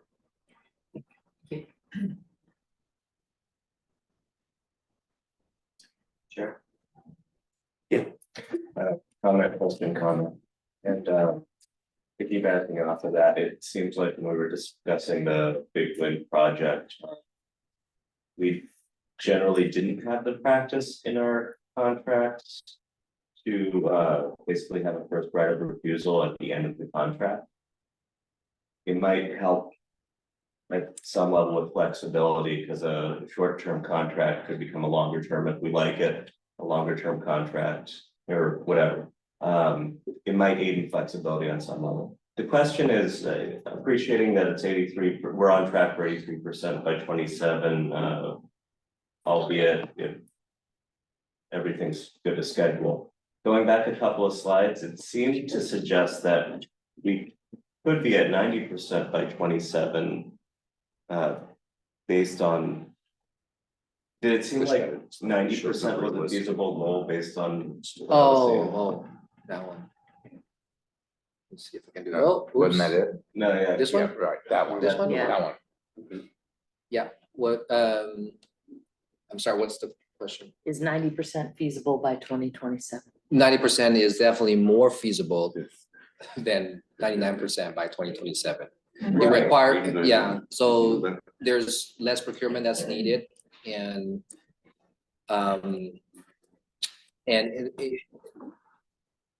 it probably will not produce as much over procurement.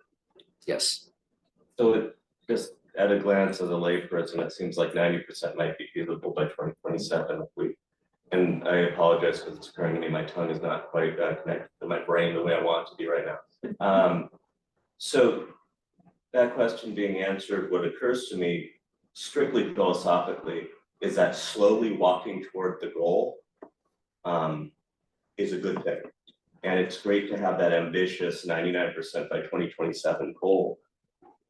But the goal's the goal, and becoming more realistic about it doesn't change the goal. It just means we change what our perception of actual reality winds up being as we stick to the goal. If we could actually do 90% by 2027, boy, is that not nothing. And then by 27, we could be looking at a completely different market, figure it out from there. If I may ask, maybe our planning manager who done all these analysis to speak about the possibility of meeting 90% in 2020 by 2027. 2027. Yeah, that's like basically the most like feasible scenario out of like these three. But again, I think the challenge is like we model these resources, but when we go back to the developers, like whether that resource is being delayed or no, whether that would actually be available by 27, like because of a lot of like interconnection delays in CAISO right now, resources that were supposed to come online by 26 now looking at like late 27, early 28. But that's the other challenge. And also given this current market, sometimes we talk with the developer, like they give us like indicative price, but when we go back to start serious negotiation, the price have increased by like 20% or something. So these are the challenges we always face in the procurement. So I would like to see a much more realistic goal, because right now with our 99% goal, if we hit 90%, that's gonna seem like we failed. When in fact, that should be celebrated.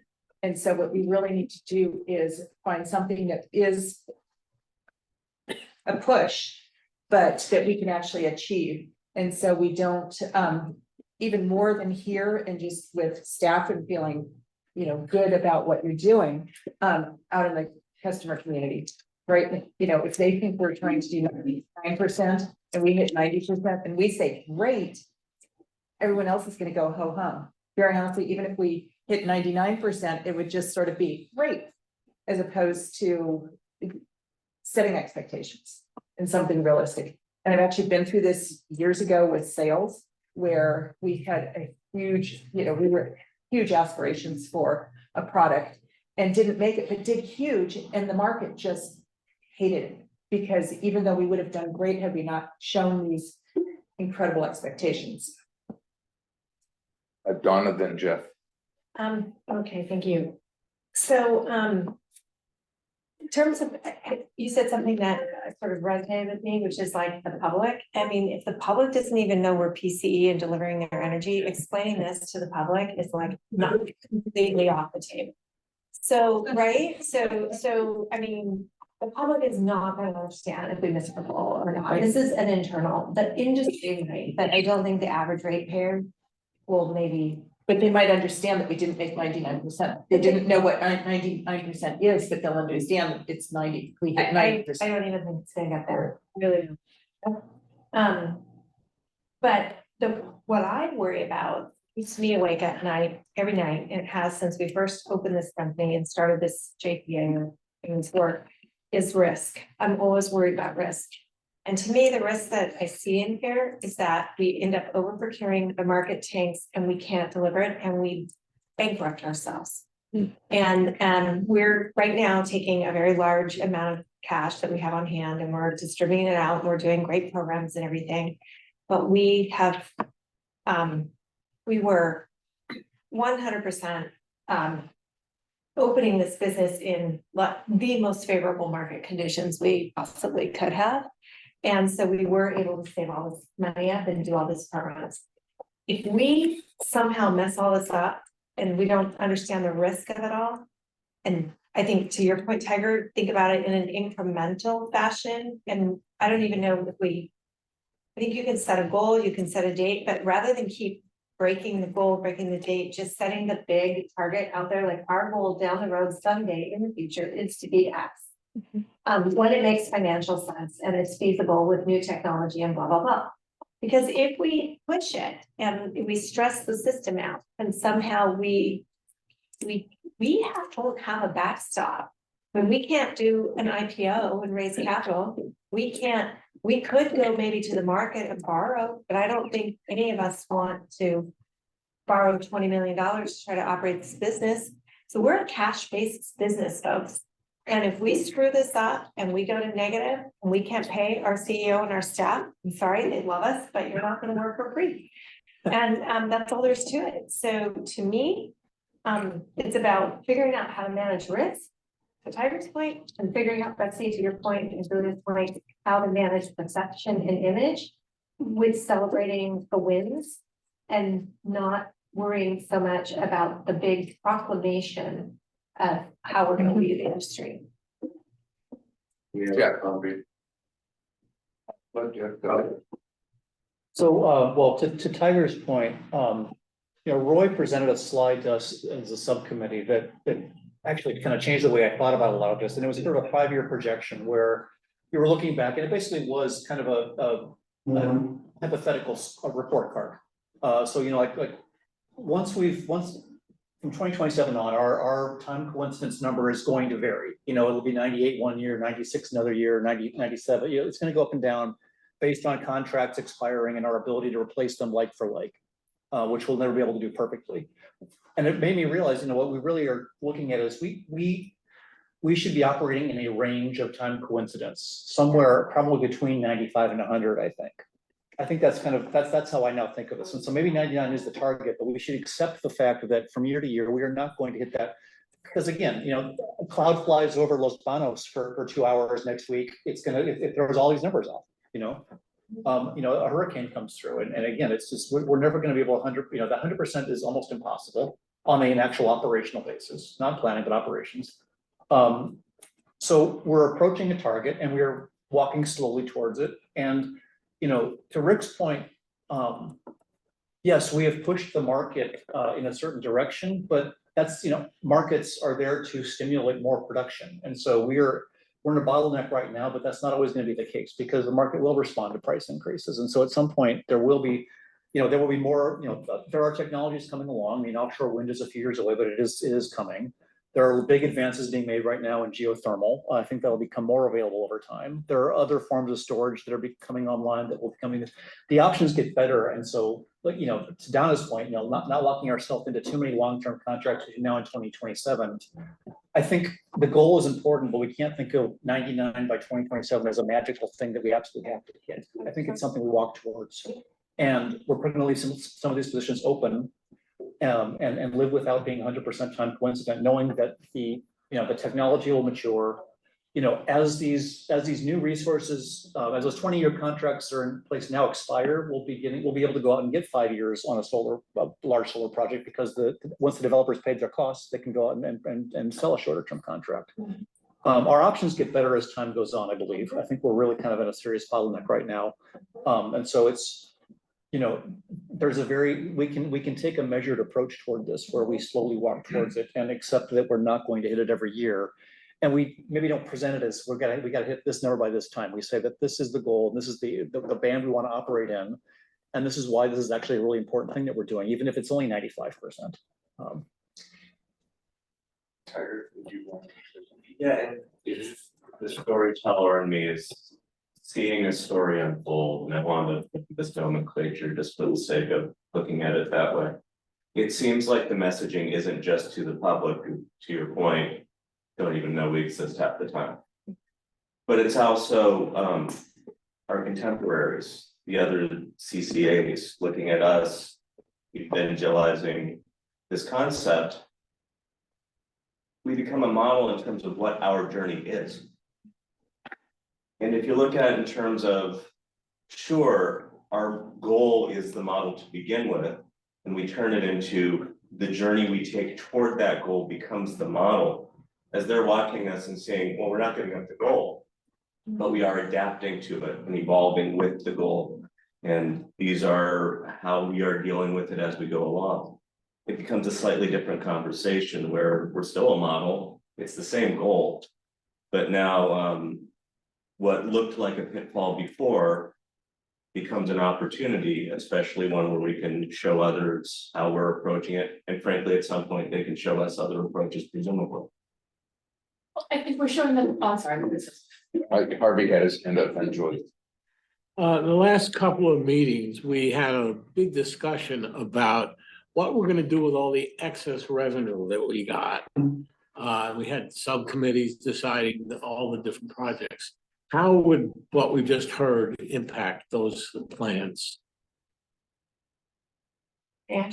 Sure. Okay. So, Harvey, I think it's a really, really important and very good point. And I think this is a program. I mean, this is a program. This is something I think we have to think about how much we want to invest in it and what kind of residual cash on hand and reserves that we want to have in order to do this and protect ourselves from like the 3 standard deviation event, right? The one that no one's expecting, the earthquake, the windstorm, the whatever, the damage of one of our facilities. And so I think we've been discussing it in that realm. And what we've done is we've sort of limited the discussion to an amount of money that is something we could still implement this and feel comfortable that the organization still had reserves. I mean, we can always raise prices if we look like we're heading off a financial cliff. We can always raise prices. The risk then becomes we raise price too much and then people go, well, we'd rather just be with PG&E. You people can't figure out how to manage it, my folks. And you lose customers and then you know, that's a problem. But I do think we've built that into the model, Sean, right? Yeah, we're not, at this point, we're not allocating the whole thing. Or anywhere. So we sort of looked at it and said, what's a responsible number that we've we've been in this really wonderful economic environment for energy procurement. So what's a reasonable number that we could responsibly and as fiduciaries distribute back to the in terms of programs and direct, you saw tonight the $300 without jeopardizing the operations of the business and the ability to implement this plan, and that's what we came up with.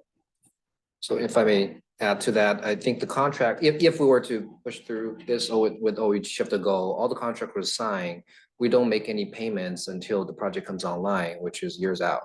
And I believe the surplus fund discussion is talking about the most immediate fiscal year we're in, right? So the future years, when we contract for these projects and when they come online, pay for these projects, and those will be included in the future budgets. But that doesn't come into play when we talk about financial health organization, when we'll have all these new contracts come online during those years.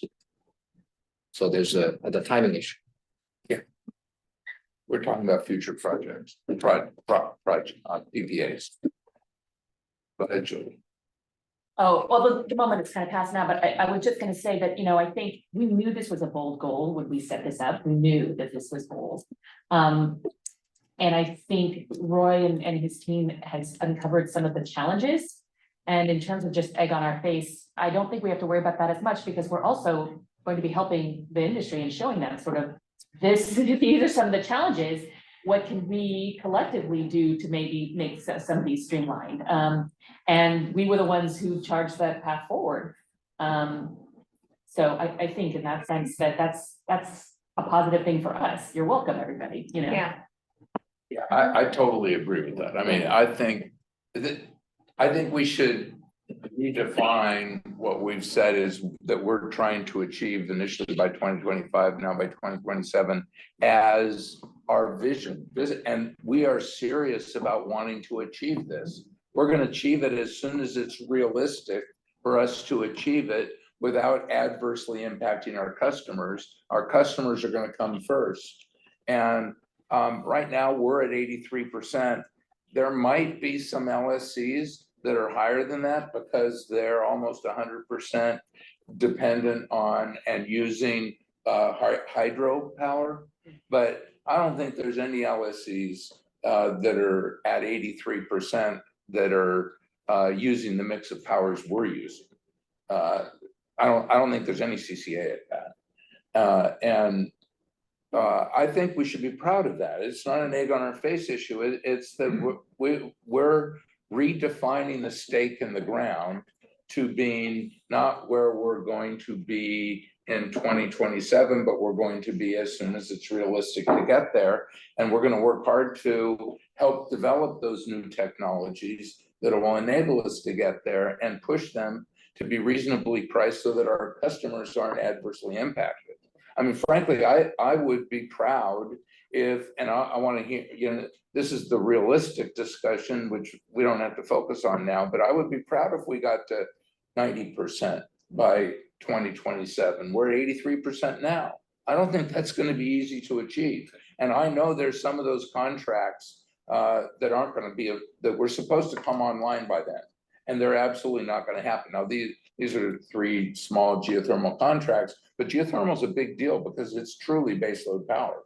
So, you know, I think we've got to my opinion is, we go with the flow, we focus on realism, we make the customer first. We've heard over this last year, we were kind of shaken over this last year, that the customer priority for clean power went down. And the focus was more on the cost of power. Now, that was, I mean, that's really shook me. And I think the right response to that is, well, how do we incorporate that attitude into our thinking and our organization and what we're going to deliver? And I think one way we do it is we make the cost important.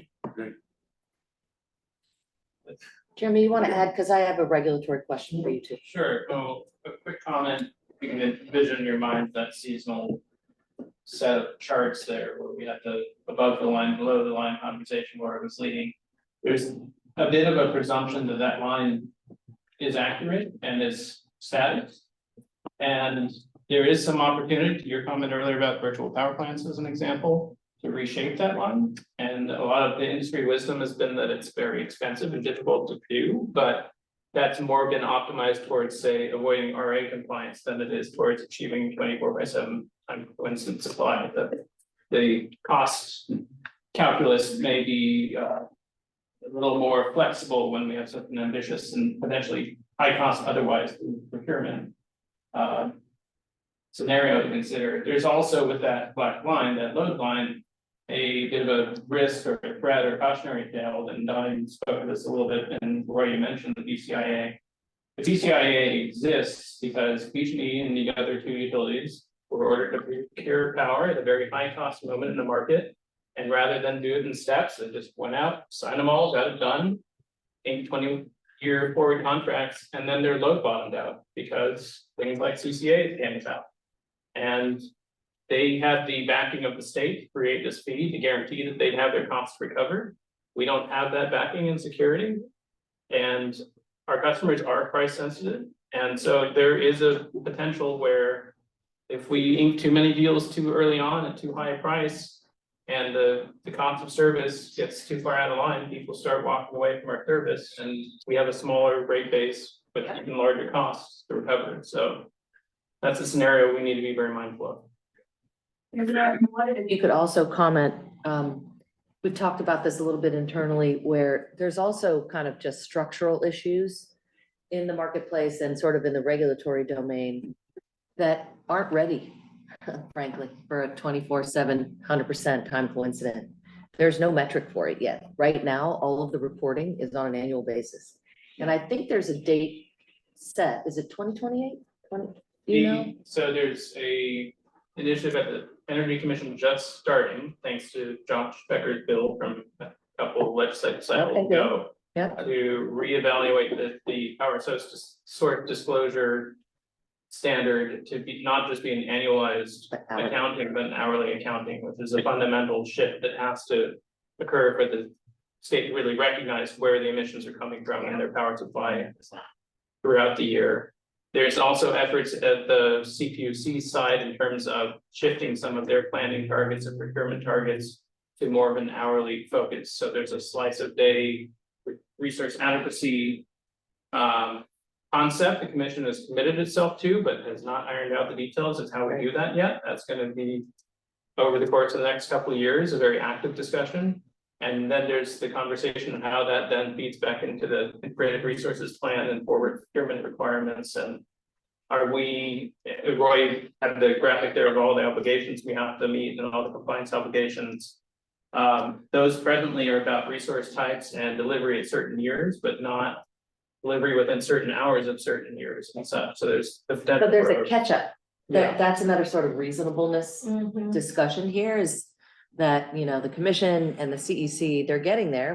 We are going there. And I think you all have said, like, it's important to remain in a leadership role, and I hope that we will, and we hear that from you. But I also think we have to be in lockstep with where the market is so that we can actually get credit for the great work we've done.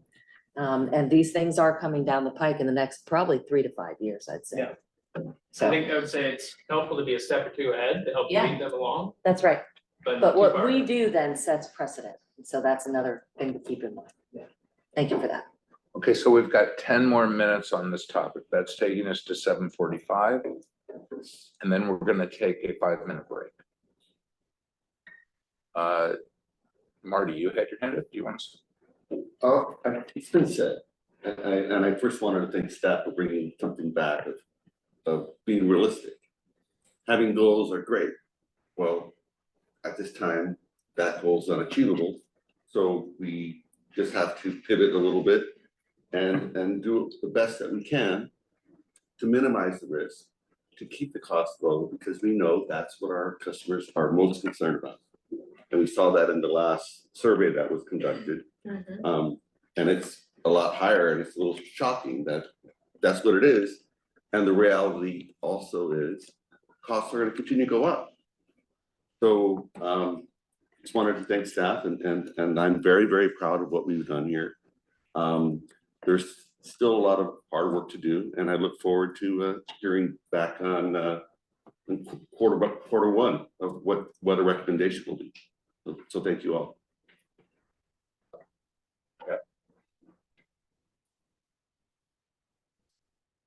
Anyone else? Okay, I think that's That's good. great. I think that was a very good discussion. I mean, I think that was an awesome presentation. Really good. Who would have thought procurement was riveting, but that was.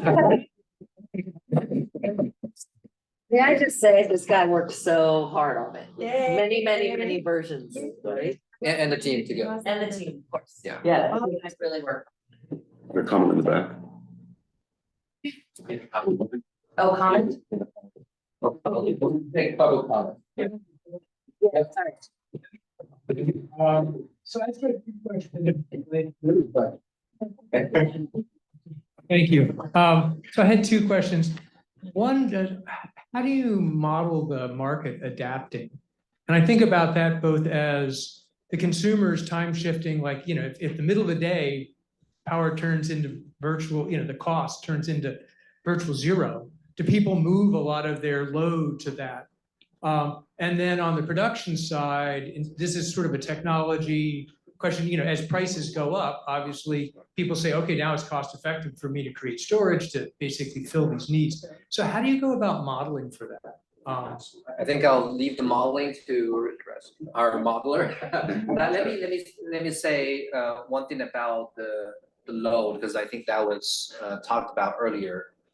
One thing that's not in the resource stack here, and probably will be in hopefully the soon future, is load shaping as a supply side resource. Through all these programs that we've done or will be deploying, that we will have the utility, or PCE will have the ability to control and manage in some fashion. And these equipments or these technologies in customers' homes through some kind of a contractual arrangement or rebate or rate incentives, so that when we need the load to come down because we see very high prices in the market, the load can react to that. So that, I mean, I think we're making incremental steps towards that. It will take time to get there. I think the scalability is the problem right now. It's just pretty scattered. Once we have enough of it, and then somehow we can get control of it and dispatch it in a way that can help reduce costs for the whole service territory, then will become a part of the resource stack.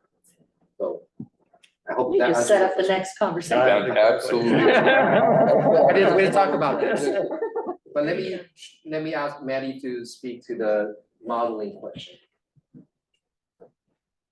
So on the modeling side, we work with a few consultants. So the way they work, like they model the whole grid based on the power flow.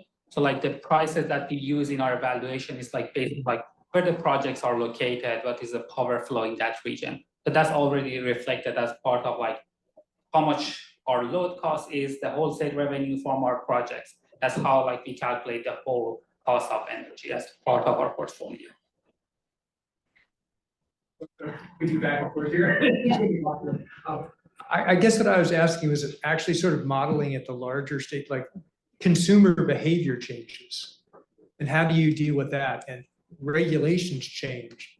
And, you know, over 2 years, obviously it's not that big a deal. But when you start looking out 5 years or, you know, 10 years, then it seems like those things potentially have a fairly large impact. So do you have any way to include those in the modeling you're doing? Or is that just too hard right now?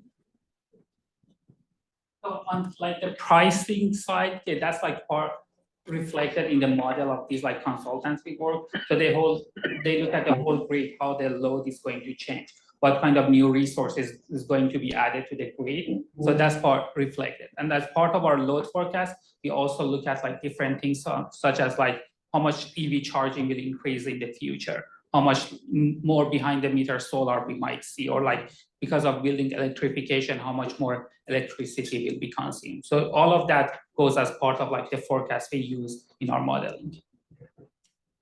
Let me see if there's any more public comment. I'm sorry, You've finished, you'll be able to give public comment after the next item. It's related to this. I can't help that, but we don't usually have back and forth with public comment. Public comment is a comment that is made or listened to, but I wanted to enable them to respond to you because I thought it was a deep comment.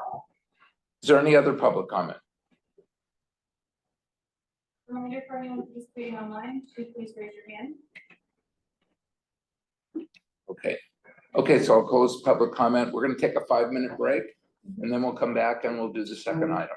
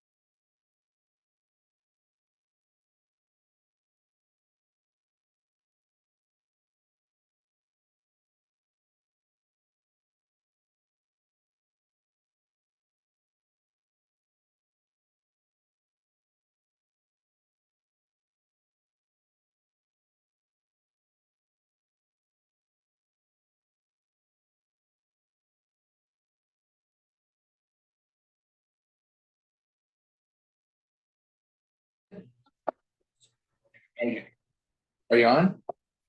Okay, so our second strategic goal is to,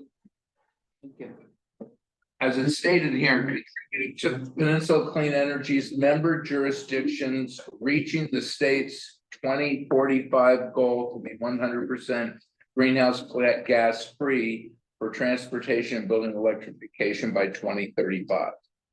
And we're gonna have exactly the same format on this as we had on the last one, and Raphael will launch that. Thank you, Chair DeGolia. Rafael Reyes, Director of Energy Programs.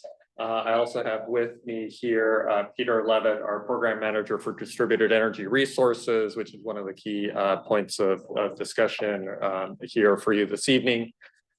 First, what we'd like to do is, let's see.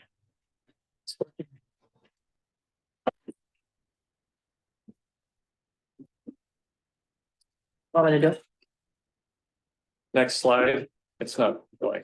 There you go. Okay, this presentation is intended to be brief. I promise fewer charts than Roy's. But I have to start off by saying that everything we talk about here is built on the success of having low and no carbon resources that our Power Resources team provides for us.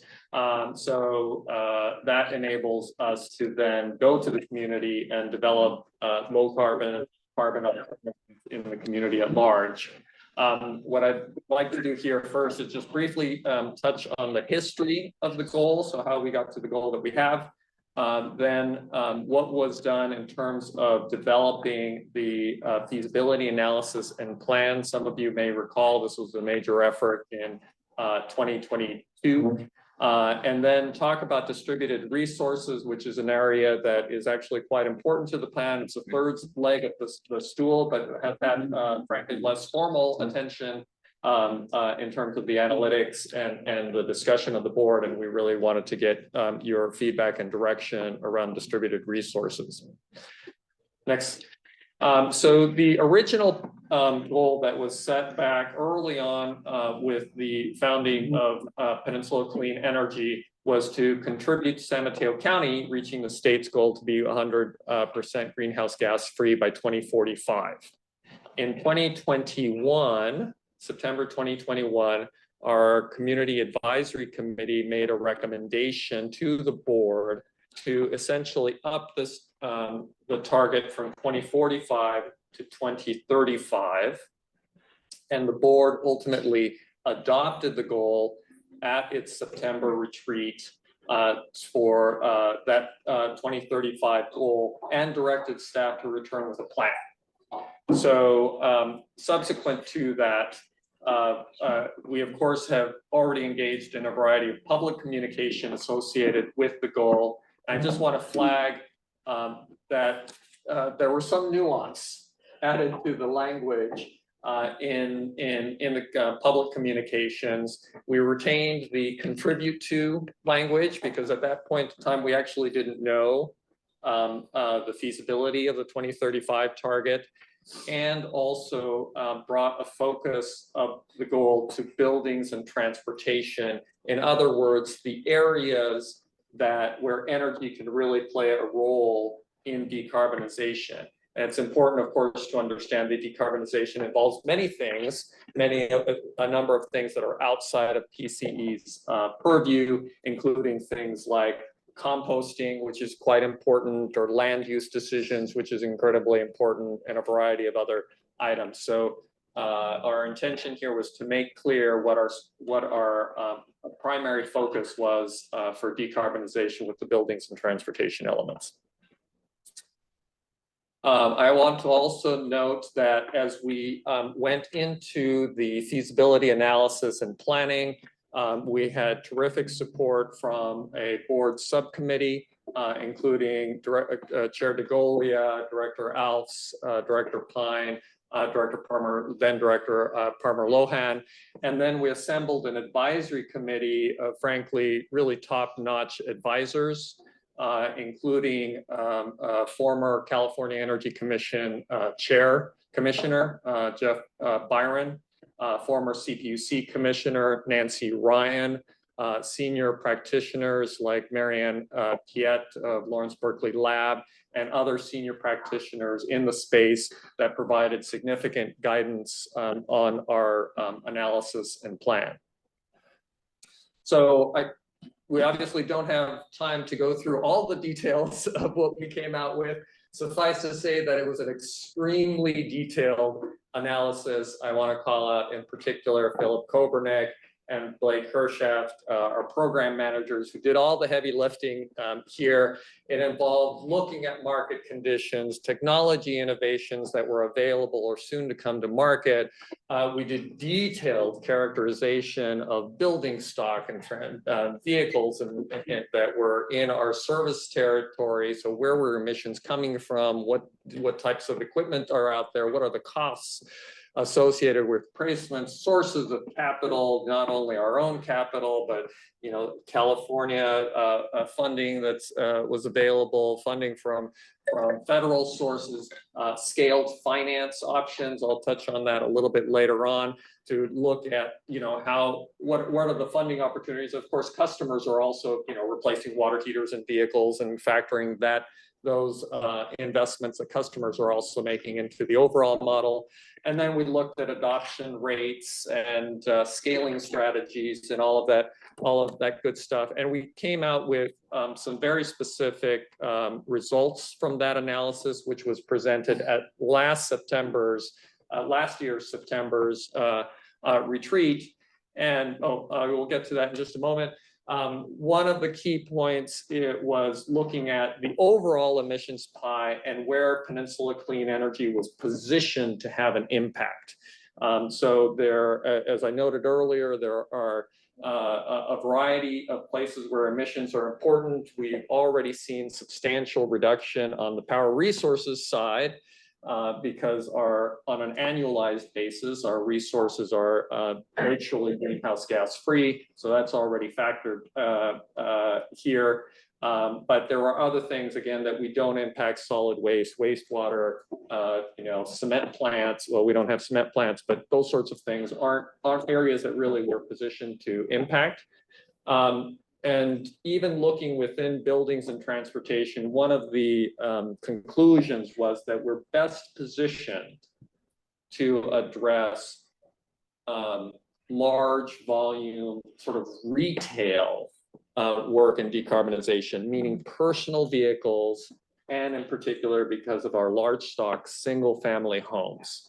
Now, there are some other segments where we felt we should also be somewhat engaged, but those two segments we felt were the areas where we could have the biggest impact and where we're best positioned, and that accounts for approximately 65% of the emissions pie, as we understand it.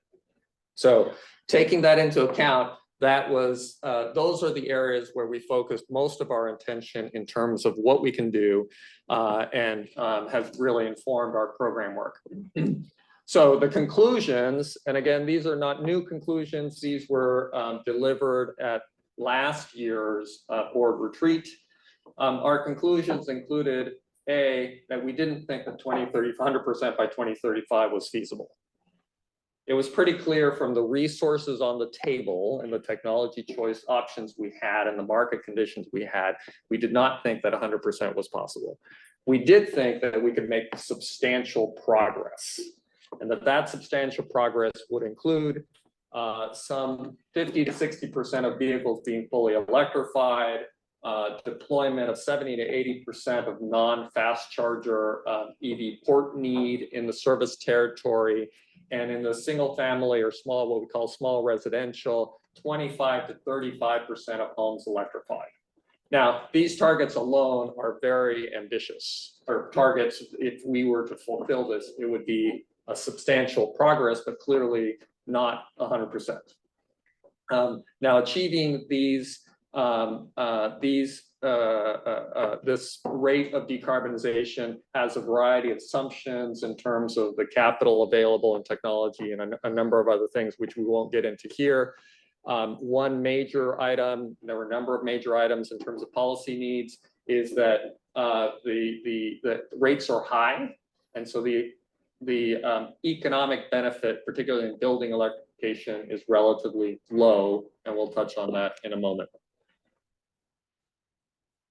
So in part out of that 2035 analysis, but in part out of the strategic plan, we have today a quite full spectrum or portfolio of programs in the three legs of the stool. So buildings and transportation. Again, in the interest of time, I'm not going to go through all of these in detail, but they're primarily focused again on the broad-based opportunities. I should also note here that local governments have been enormously important in the adoption of REACH codes for both building decarbonization and EV readiness, and that's been a huge success. We've also seen tremendous progress in the rate of adoption of electric appliances, clean electric appliances. So we've seen a 10-fold increase from last year, where about 200 heat pumps were incentivized to the system, to this year, we're probably going to hit 2,000.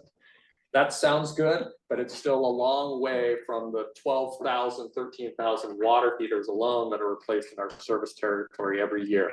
But we're probably around 5% of units being converted through this process, which given where we are is not bad relative to but not a long way from where we need to be. What we have had less discussion of on the board level is the third leg of the stool, which is distributed resources. And this ties very directly to the discussion here earlier around power resources. And so we wanted to bring this to the board and provide some discussion around the framework around how we're thinking about distributed resources, and also invite comment and direction around how we're approaching distributed resources. But before I do that, I want to just pause for any comments or questions on anything I've said so far. Okay. Let me briefly define the programs that we have, and then discuss a little bit more how we're thinking about this from a strategy standpoint. We have really 4 programs that fall into this arena, just going from the upper left down around counterclockwise. We have a residential solar and storage program that has been providing load shaping benefits. So where the batteries are dispatched to support our grid objectives. We're essentially no longer enrolling new customers. So the batteries will continue to dispatch, but we're not enrolling new customers. It's essentially closed. And we are, as I will mention later, starting to look at a next generation program in this area. The next program is a little bit difficult to define. That's the Flex Market program. This is a very flexible market-based load shaping program. It is California Public Utilities Commission funded. It essentially allows service providers to go out, do work that provides grid benefits, and then receive some incentives from that. And it's very flexible. It can be any technology, any location, and we don't direct a lot of that. So it's still early days. It's a fairly novel program, but we think there's a lot of potential out of it. The third one may be the most familiar, and that's the solar and storage on public buildings. Our shorthand is GovPV. Some of you may recall that we've had the first ribbon cutting at Brisbane. Others are coming. We're really excited to see those coming along. And so currently it's just solar. The intention is to add storage, and we're actively working on that. I'll talk a little more about that. And then EV managed charging, a big part of our load growth is going to be with electric vehicles. As of today, we're probably, help me fill up, 40% of new vehicles being purchased are electric, close to 40%. Okay, we're somewhere around there, close to 40% of new vehicles purchased in our service territory are electric. We're probably twice the rate of California, which is twice the rate of the nation. We're moving really fast. And if there's any heartburn on the load shape, looking ahead, it's probably in this piece. And so we're trying to get ahead of it with load shaping for electric vehicles. So let me turn now to are, I think the battery may be dying on this thing. Next slide.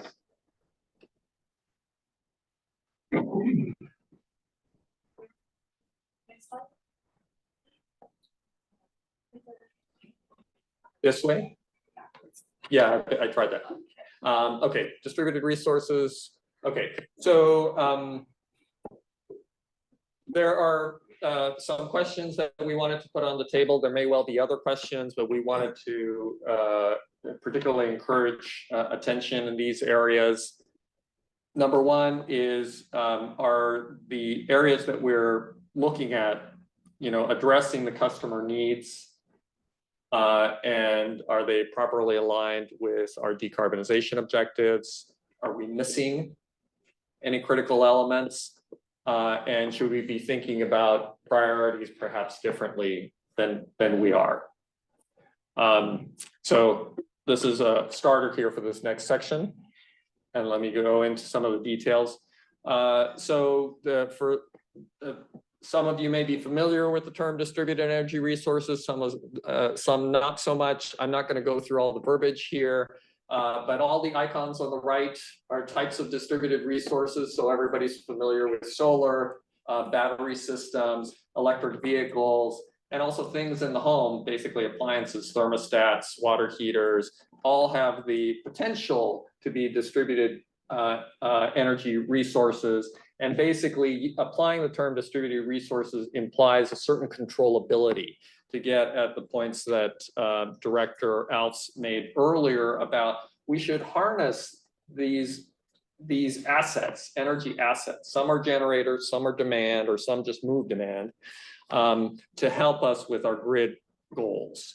And that is our objective. That is where we want to go.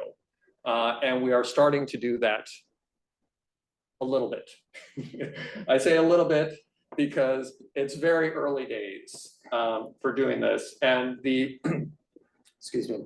So we're, I'm going to come back to some of the challenges, but we're at a point where you can do that with certain technologies under certain circumstances.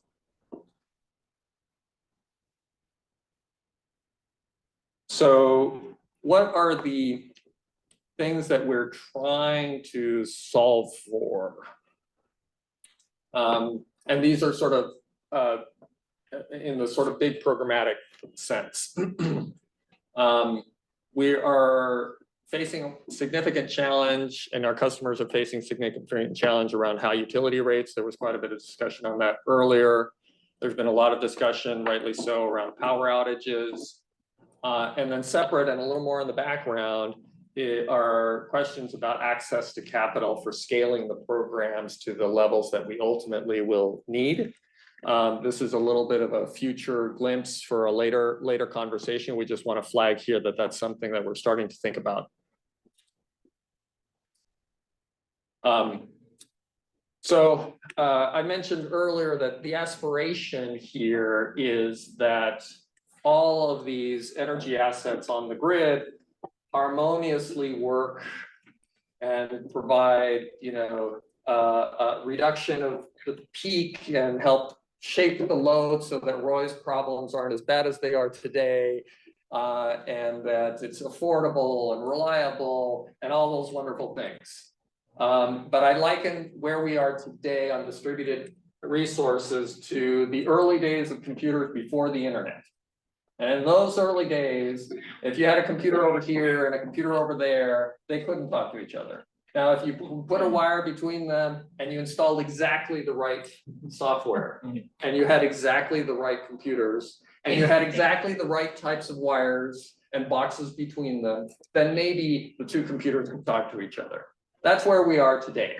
So for example, on the residential program that I mentioned with Sunrun is doing good work. They encountered all sorts of problems, and they were just dealing with storage.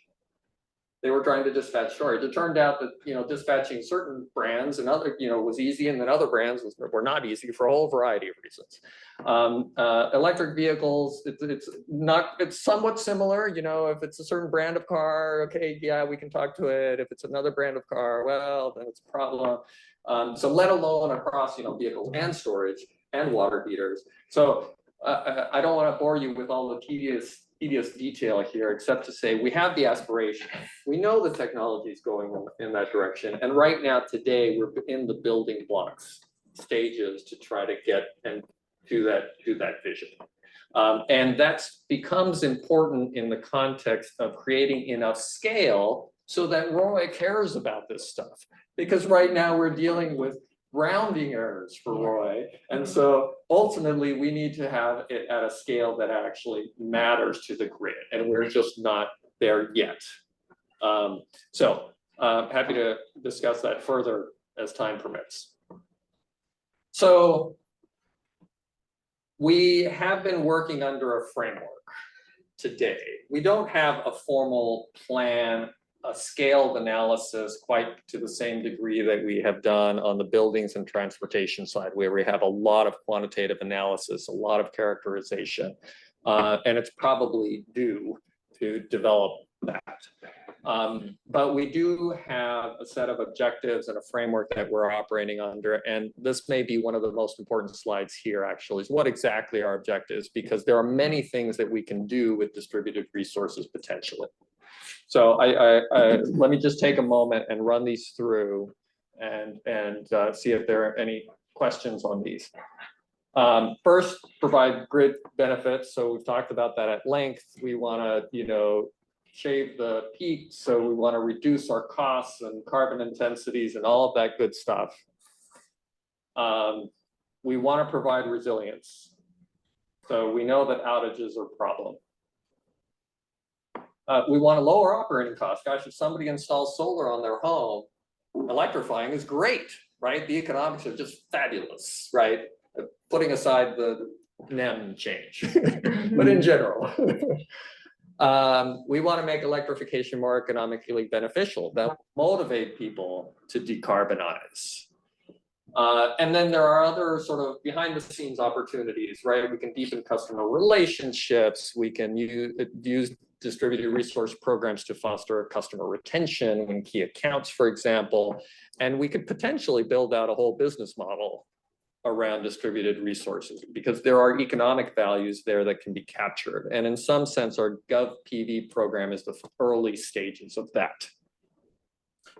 So let me pause here for any comments or questions on these draft objectives.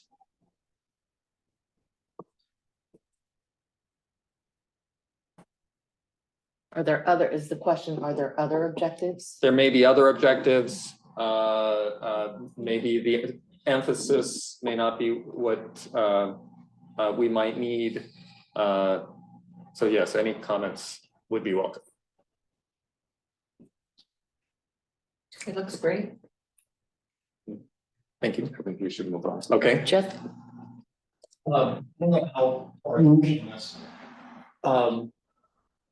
so there are these benefits to the energy side of the business. And, you know, to a point that Ray made earlier, there's also the distribution grid, which is, you know, kind of as far as I can tell, basically whack-a-mole, a game that PG&E plays to keep their grid up to speed. How much do these objectives, how much can distributed resources help us with that distribution problem? How much can we, I mean, it's a resilience question, and it's also a cost question, because how much can we, if we do this smartly, how much can we save on PG&E's distribution costs, which get passed on to our customers? How much can we were sort of thinking about the energy side of it, how much could we be pushing the needle on the distribution side of it? Meaning that we bypass it, right? Or we modify their load in a way that makes it so we don't have to invest a whole bunch more transformers. Right. So the theory is that properly deployed distributed resources can provide grid benefits that includes broad-based sort of wholesale procurement benefits, right, which is what we know and understand best, And that it could also provide benefits from the standpoint of the distribution grid and transmission grid and other things like that. Yeah. One of our challenges is that we have very little visibility to what the local grid needs are. We're trying to develop some visibility. And B, we do not have access to the economics. Right. So if we provide some economic benefit to the distribution grid, we don't see any of that. So, so there are ways that we can capture some economic value, but there's a gap there for us. But the potential for value is immense. Yeah. Yes. And it's really unfortunate that we're not able to capture all of it or any of it really, because it would unlock VPPs in a way that we're not seeing right now. Yeah. That's a California CCA specific type of issue. Yes. The Department of Energy just came out with a massive VPP study, the biggest VPP study that's been done to date. And they found that by about 2035, we're going to likely need about $50 billion of T&D, transmission distribution upgrades across the United States. And that if you deploy an aggressive amount of virtual power plants, you mitigate that by 35 billion. From 50 billion down to $15 billion of T&D upgrades. And that's just not money we can get until there's some sort of policy mechanism or regulatory reform that allows us to capture some of that. The Flex Market program is our first foray into something that is CPUC funded that does allow us to compete at that level, where we are getting some transmission and distribution capture, value capture. But it's very small potatoes. Yeah, and it's only some resources and not others. Yeah. Yes. So my only comment is just, the economics of it not benefiting, accruing to our benefit notwithstanding. These objectives we should still be thinking of these to provide the best value we can for our customers. And I believe we are. I can't think of a situation where our objectives would conflict with that. I just want to make sure that we don't go forward. Yeah. So just briefly, our plans in progress, I indicated some of this earlier, but we want to expand our government solar program to add storage to that. Peter and Dave Freibush are working intensively on developing how exactly the business model around storage will work, operating models, support models and all of those issues. As I mentioned earlier, we do want to come out with a new residential solar and storage program. And we've been in close dialogue with our peers and a number of other agencies. There's a lot of innovation happening here, a lot of different models that are being approached. We do think something where we're providing, for example, financing that would be still net zero in the long term for us is a viable approach. So that's one of the things we're exploring and hoping to bring to the board soon. As I mentioned earlier, we are working on scaling our EV managed charging and the Flex Market programs, which are modifying that demand profile. And then one that we haven't much discussed, but we are seeing as important, particularly as we move forward in residential electrification, is developing methodologies around home backup, which are not just putting one big expensive battery in the home. And there are things that there are options on the table. Some companies are bringing forward battery-enabled appliances, for example. Water heaters have tank storage. There's portable batteries. So there are a range of options here where we think there might be opportunities for scalable, low-cost solutions that more people can have access to. So we're in the early stages of trying to figure that out.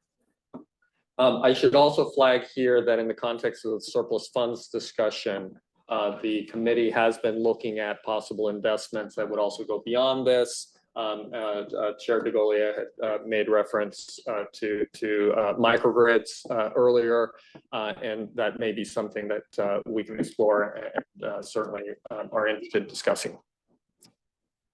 So with that, we wanted to leave plenty of time for discussion. Again, here were some thoughts on questions that might be useful, but really interested in hearing the comments and direction from the board. Especially around the first part of question 1. What are you hearing that your customers want in this area, or that's needed? Or anything that we're missing or should be prioritized?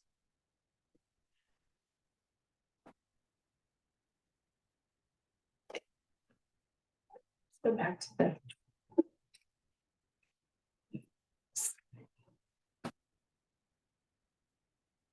I mean, I think that there's a, sorry, I think there's a very big issue with battery backup. A, it reduces load. B, if we manage it properly and we enable those batteries, we should be able to get value out of those batteries by controlling those batteries. And other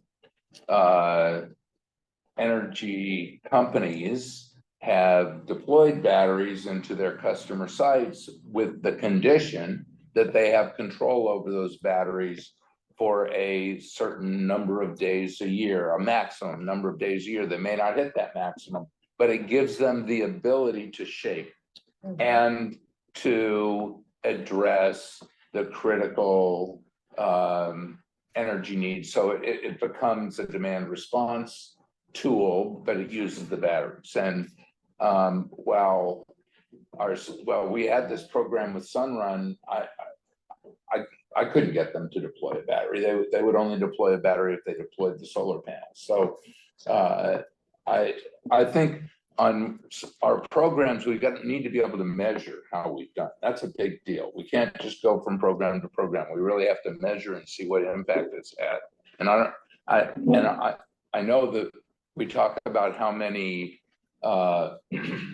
electrical appliances we get people to use, like water heaters or space heaters, to replace their fossil fuel appliances. But I think in every program, we need that kind of measurement.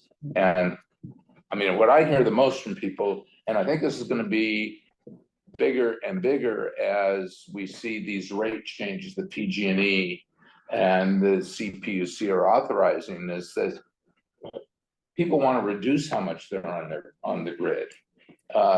And that's not great for electrification. So batteries to me are the biggest thing. I wish there was something else, but. I was actually gonna go to batteries as well, and primarily from the resiliency end. Yeah, and resiliency is huge on that. Yeah. Yeah, I was gonna say, I have a bunch of constituents who are very concerned about their power being interrupted. And who have a fair amount of disposable income and some very large energy bills, who are deploying batteries. And we should be making sure that whatever they put on their house can talk to whatever aggregator we come up with in the future, so that we can tap into them for that very purpose. So I would agree. So what about the future of like battery storage with EVs, and also what about I know, like, I was just plugging my EV in to charge the other day, and it's like, please charge from midnight to 6 a.m. right? And I'm like, oh my God, that's the most stupid time to charge, because I'm home during the day. I can charge during the day.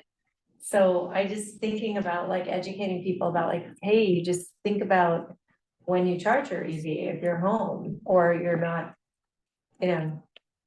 you're whatever you're doing, that I'm putting battery on just for this reason. But trying to figure out how to educate people just a little tiny bit about thinking when they're gonna use. That's the managed. Right. Yeah, so what we're trying to do is not allow people not to have to think about it at all. So the ideal scenario is someone says, oh, I'm gonna sign up for this thing, and it will make sure that like my car has enough charge And will charge at the best possible time, given when I need the car. And that would include, in fact, daytime, midday charging, which would be, in fact, the ideal if they're working at home, for example, many people do now. Or if not, then, after midnight, but space it out so all the cars don't suddenly, plug in, start charging at exactly the same time, which is what happens today. So that is the intention, and we have about 700 cars currently installed in the pilot.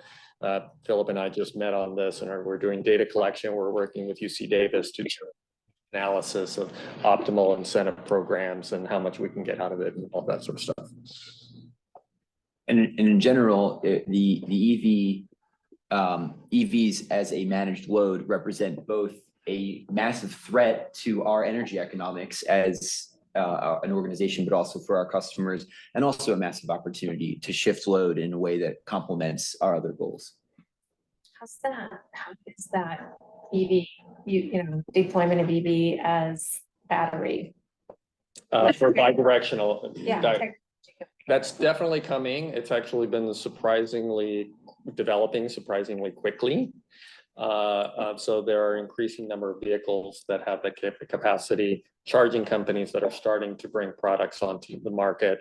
But it's a little bit in that early days scenario, like I described with computers. So it's going to be a while before there's a lot of penetration, but we do see a lot of potential in the long run. Anders? Thank you, Rick. Especially when you touch on the example of computer not talking to each other. I remember the early days when I started working on Ethernet back in the 90s. Actually, it's 80s. What is the development of Ethernet among batteries and chargers, if any? Yeah, so there are companies that have distributed energy resource management systems, DERMS, for those who want another acronym. Is that a protocol, a communication protocol? There is a protocol that is considered potentially standard, OpenADR. IEEE. Yeah, and it's like, yeah, no. Language says it all. Yeah, it doesn't include cars. There you go. But it's a battery at the end of the day. The communication protocol you're describing don't really. Yeah, so it's sort of a different interface for different technologies, and even different makers have their own things. So it's a very fragmented landscape today. Clearly, we're headed in a path where there will be more integration, more standardization over time, but we're not there today. It reminds me of the day of before Ethernet, there's Apple Talk, there's, all That's of those. exactly where we are today. Yeah, it's, everybody want to come up with their own standard. And nobody wants to work with one another.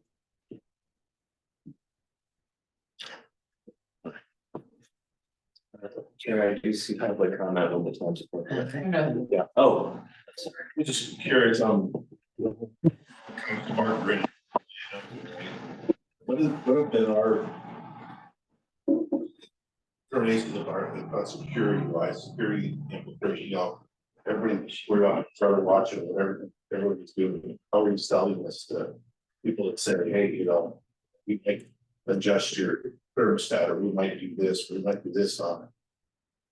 And also the infiltration of a smart grid system and security vendor that I think that's a big risk as far as home security, finding out when somebody's home, not home, things like that.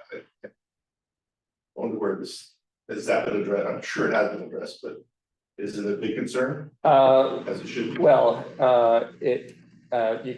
security is always a concern, sure. My background is I had a 15-year career in high tech, and you always believe that you are secure until you're not. You discover you're not, and then there's a rapid, oh my gosh, how do we fix that problem? So I would love to say that it's secure. I think the reality is that there are different levels of security. you know, if someone gets into your thermostat, it's not that serious, right? You mean, it can make you uncomfortable. I mean, yes, there's occupancy, right? So, but most like break-ins and those things happen with someone visually checking a home. I'm not trying to diminish it. The big risks are actually the national security scale ones. So smart vehicles that are connected to the grid, and then somebody like, you know, does something to thousands of vehicles. That's where the big potential risks are. There is a lot of investment that the automakers are doing around this because they know that that's a big concern. So, you know, I can't speak with confidence and say it's 100% secure, except to say that there is a lot of work.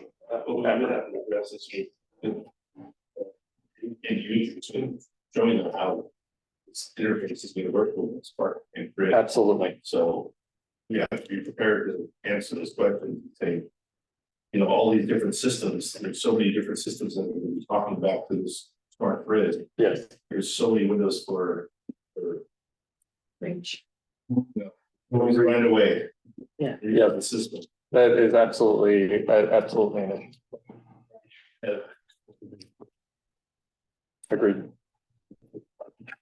Rabia, how much of is it a cost barrier for these distributed energy resources?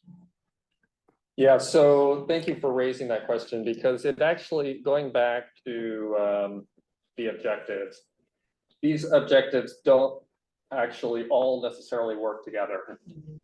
And certain investments in distributed resources help with one, sometimes they help with multiple. But for example, resilience, and there are many layers to resilience. But in general, what most people think of in terms of like local resilience, particularly for larger facilities, gets very expensive, very fast. It's difficult to actually build a business model that is going to be self-sustaining around some resilience segments as a result. But I would say that there are certain pieces of this that do work together relatively well. Residential solar and storage actually probably works pretty well on hitting the first 3, 4 of these bullets, actually pretty well. And we're, you know, again, we're still trying to develop exactly what the program model might be to understand that. I'm not sure I'm totally answering your question. Please.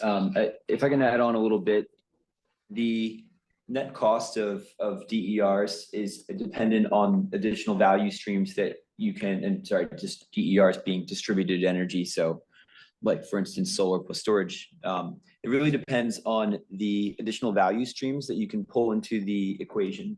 So as you mentioned, transmission and distribution offset is not one that we can capture.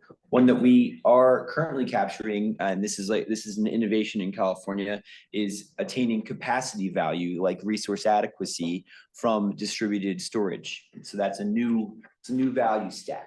Another one is managing customers' bills and keeping them low and not making them subject to rising energy costs. You can pull that one into the value stack. And if Peninsula Clean Energy is in the middle of some of this, we can pull in a lot of value stacks that some of our customers are not able to attain. And that is one of the propositions for a PCE-led virtual power plant program, where our customers might see a big bill, but then, you know, maybe Peninsula Clean Energy can offer some sort of financing. We can come in and buy down the cost because of projected future values, like reducing operational costs. Maybe customers want these more premium resources because of some of the benefits they provide, like backup power as well. So there's, it's a complicated value proposition equation. Yeah, I think that plays into the overall customer cost.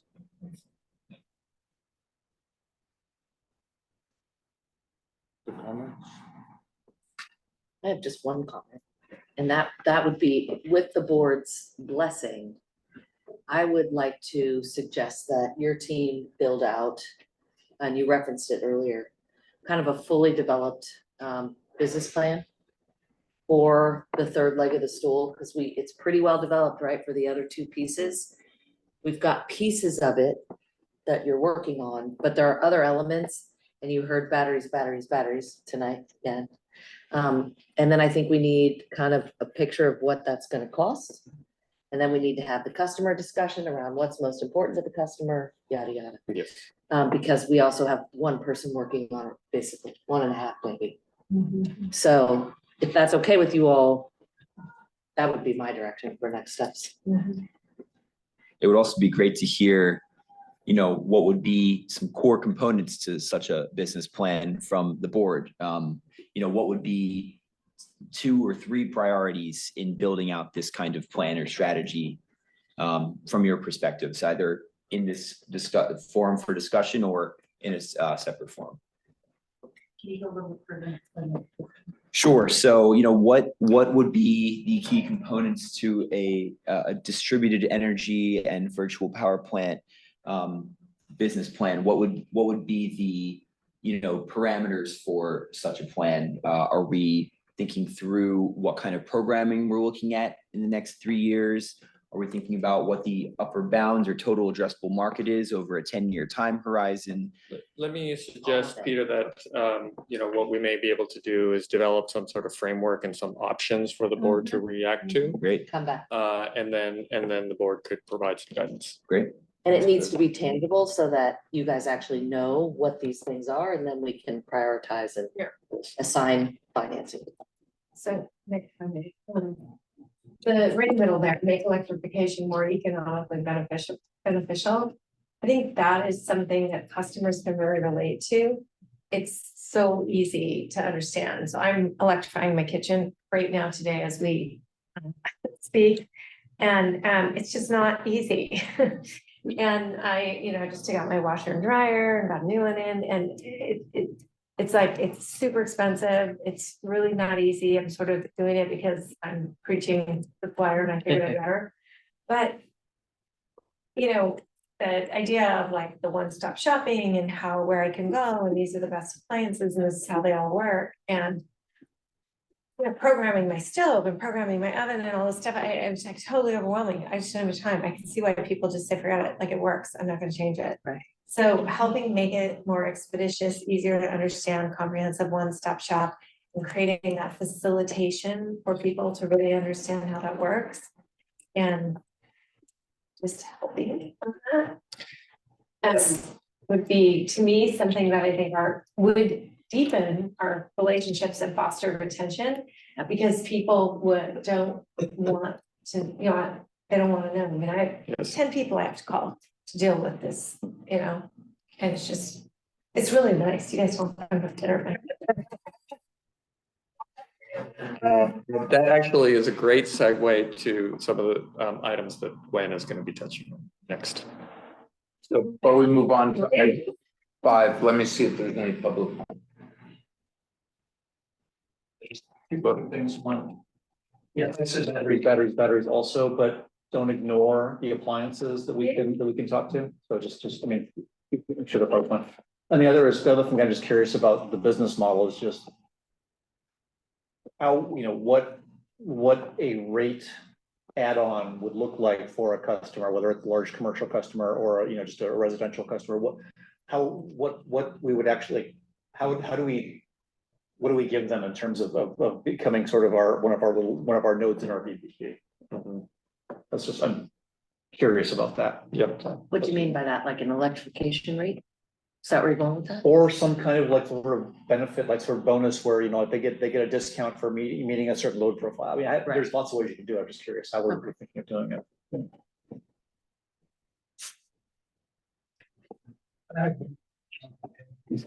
I'll try to keep it as common. Does the board consider, it feels a little balkanized to me where you had your sort of 99% goal, but what happens when you say, you know what, get 99%, let's spend that money instead on DER and other ways to reduce costs, and get more people electrified, and then worry about moving up that chain of being at 99%. And so I think that would be my comment, is to consider this more holistically and not a sort of separate project.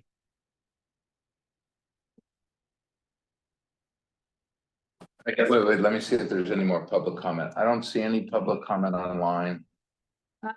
Rick, there's not public comment necessarily online, but I do have a comment that was in the chat that I will read aloud because the public who's online isn't able to see it.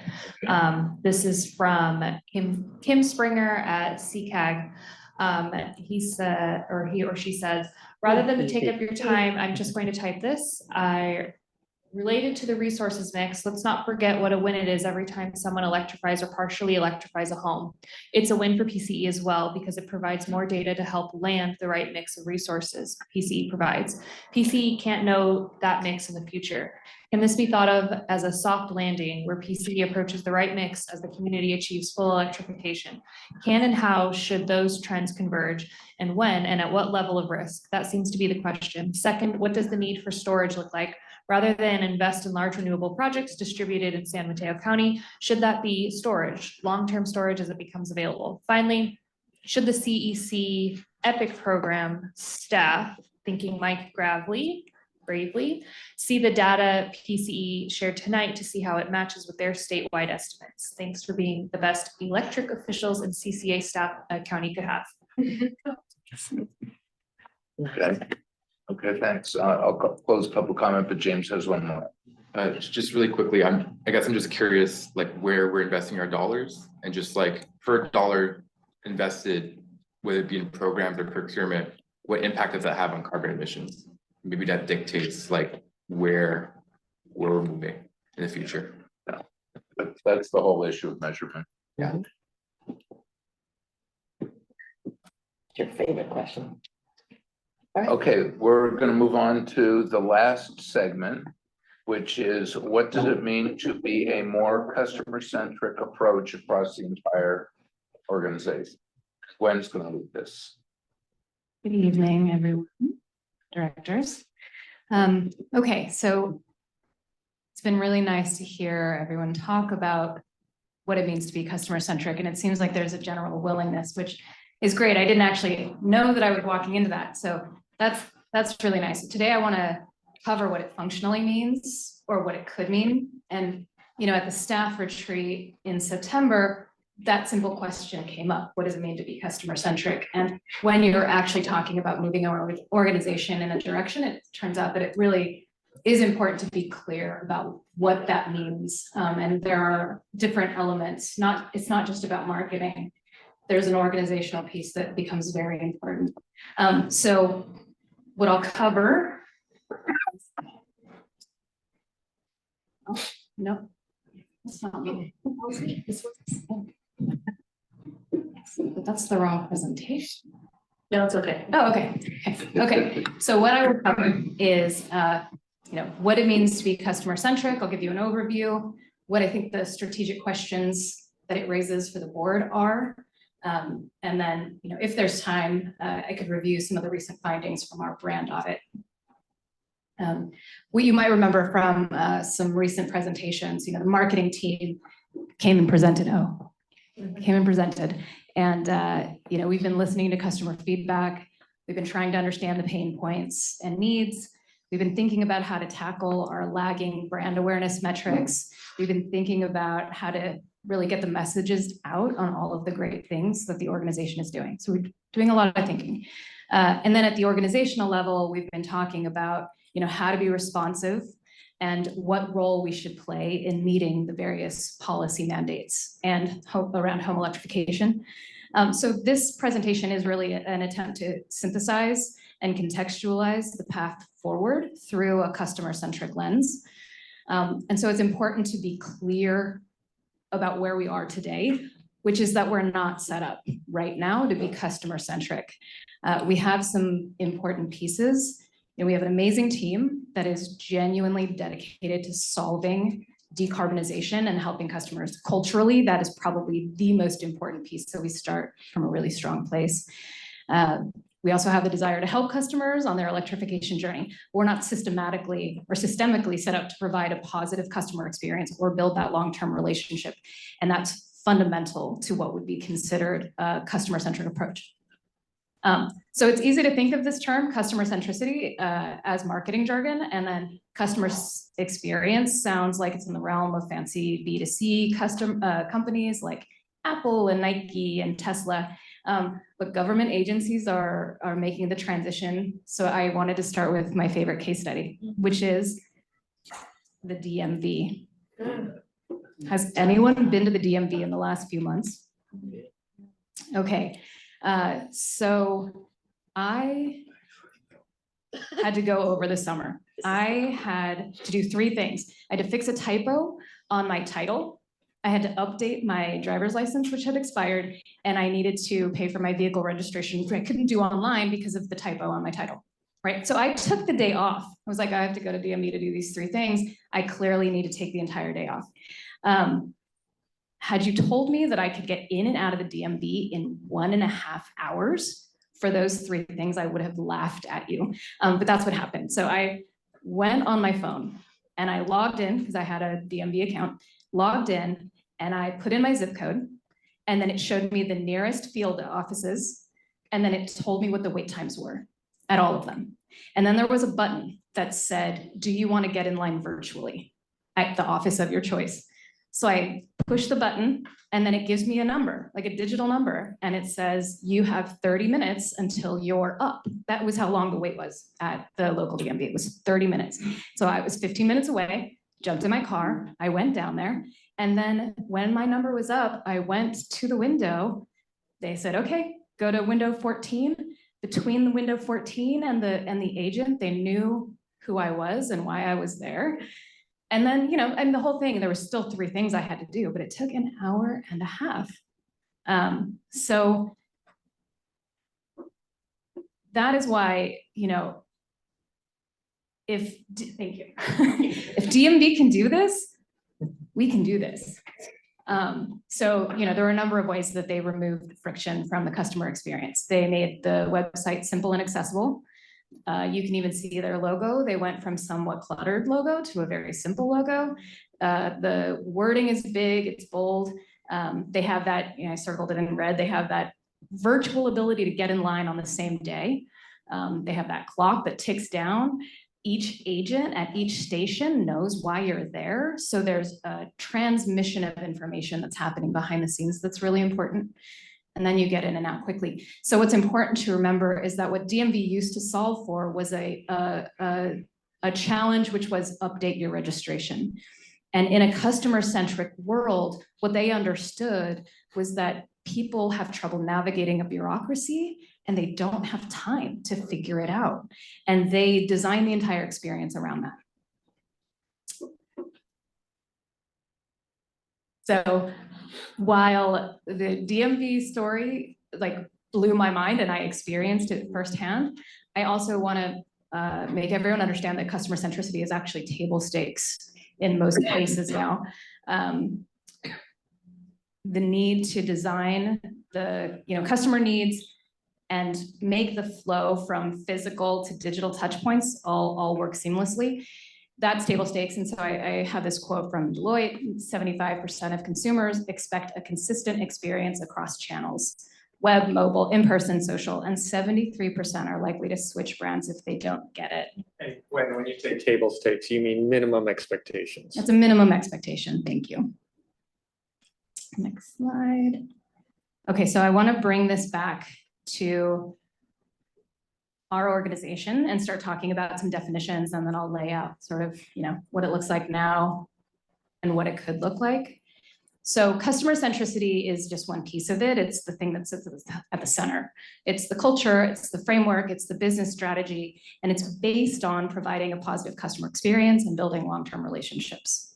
So then there are a couple of terms. All of these terms all fit kind of together to create this experience, right? So there's what you would call the ecosystem. It would be the Peninsula Clean Energy ecosystem. People call it the brand ecosystem. That is the connected online to offline strategy that creates a seamless customer environment. Then you have brand strategy. That's something we're thinking about a lot right now, which is what customers expect from us. And then also, we know we have these lagging perceptions, right? 59% don't even know who we are. Those customers that do often don't know that we provide rebates or power at the same time. And so we want to be thinking about how to bridge the gap between current perception and future aspiration. That's brand strategy. And then you have the customer experience itself, which is really how you take all of these pieces and meet the customer expectation.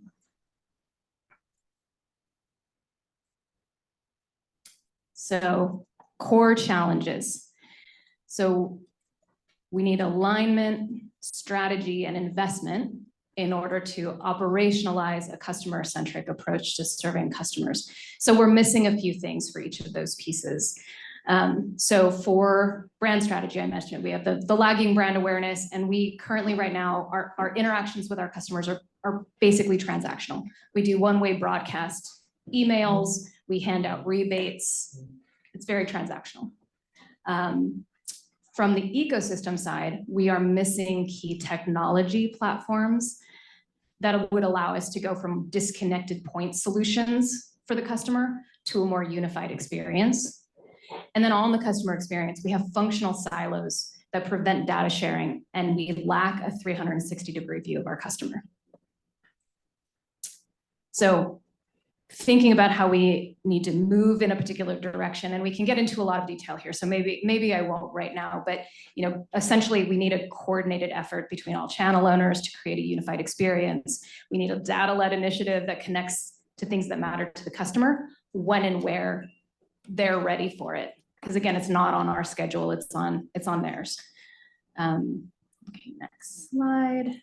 Okay, so some of the board questions, and I'm gonna lead you through a story, but as we're thinking about what it means to be customer-centric and what we need from the board, the questions that come up for me are, fundamentally, are we ready? Do we want to go from transactional to conversational modes of interacting with our customer? Can we actually meet the decarbonization goals without this shift? And then what if we don't move in this direction? And in the context of higher electricity rates and customers not totally understanding who they are, we don't want their first time to be looking at us to be because they're upset about a bill. That's not a great position for us to be in, because then we have to sit there and convince them of all of these things. We want them to have had positive interactions with us and to have positive associations. So when their bill goes up, they already trust us and they're less willing to opt out. So keep those questions in mind as I take you through sort of the story. And Donna, already sort of laid out her story. You've heard Donna talk about how hard it is to go electric in her kitchen, and she's deep green and she's on our board. So, imagine now that you're our customer, Susan, and she's light green. So she is, she cares about the environment. It's not a top priority. She drives an EV. She wants to think of herself as ecologically minded, but she's very busy. She's a mother of 2 and she works full time. So Susan's hot water heater breaks today. The challenge is multiplied. She needs to fix it. She can't do laundry. She can't take a shower. She can't wash dishes. She wants to do the right thing. She's heard about heat pumps. She vaguely understands that there might be some technologies available. She even knows that there are rebates available because she's read our newsletter. So she's light green, she's aware, but she goes to our website, and at this point, she needs some very specific information. She needs to find a contractor. She needs to know what appliance to get. She needs to know how much it costs. She can't actually tell what all rebates apply to her. So she gets frustrated. She shuts her computer and she walks away. She calls some contractors. They all recommend a gas replacement because they don't really know anything about heat pumps. They say stick with gas. She needs to get it done. She walks away frustrated that it's so hard to do the right thing. But she goes with the gas water heater. And now she has that thing for 15 years. And when the next thing breaks, is she gonna come to our website to look for the next thing? Maybe not. So we've missed an opportunity there to provide value. Okay, so how could it look? So, we already talked about the core challenges. Let's say we've implemented all of the things we need. We have a CRM, we have that 360-degree view of the customer, we have integrated systems, we have a concierge, we have a call center, we have all of these great things. Susan's water heater breaks. She goes to our website. There's a big button that says, is your water heater broken? Click here. She answers 3 questions. The answers to those questions sets in motion a set of back-end processes and workflows. She gets an automatic notification that says, we know you have an issue. We're on it. You're gonna have an emergency replacement within the next 24 hours. And then we're also gonna have some information about, you know, the process, like in the long term, we're gonna get you a heat pump water heater and there are rebates and don't worry about it, right? So her stress level like immediately goes down. And then, you know, on the back end, because of our home electrification program, subcontractor goes out, puts in the emergency replacement, and then basically it just starts a process, right? We have a couple of weeks now to get this thing planned and designed, and we help her. And I think the important thing and actually let's just add one other piece, which is the concierge, because they know through our CRM that she has an EV and that she has, you know, this new water heater, they go, oh, she's on the wrong electric rate. So they can talk her through moving on to the right electric rate, help her save some money. So anyways, the end of the story, Susan has done the right thing. She feels really good about it. She's 75% of the way to being fully electrified.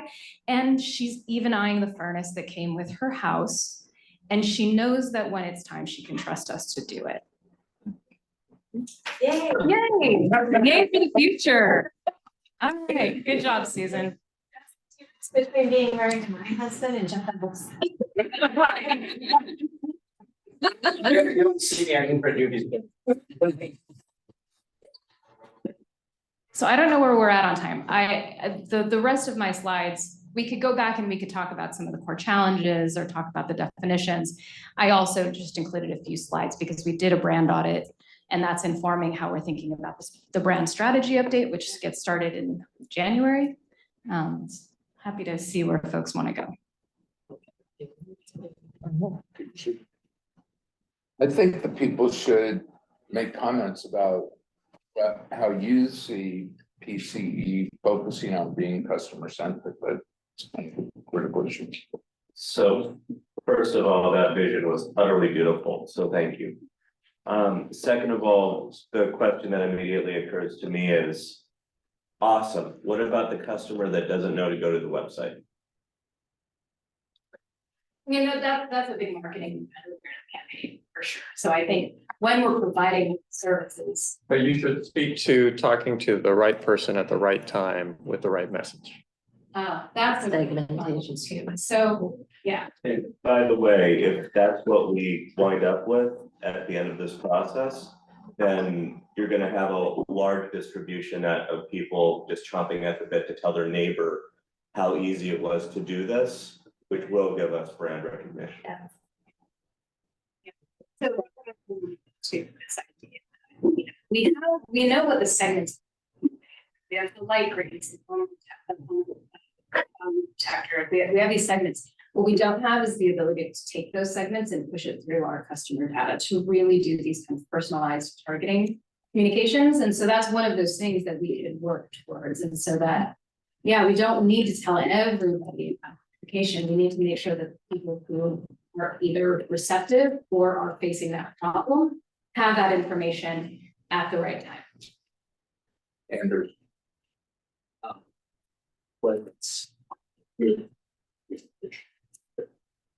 What about Susan, Grandma Mel, who have a question about the electric rate, and she wants to tell county, and then she gets up the point how PG&E instead. That's a good question. How many percentage of the customers that we have today are doing just that? When they get a bill every month, and it's got a big PG&E logo on it. And they wouldn't go through page by page to figure out, oh, there's a company called, or it was perceived as a company.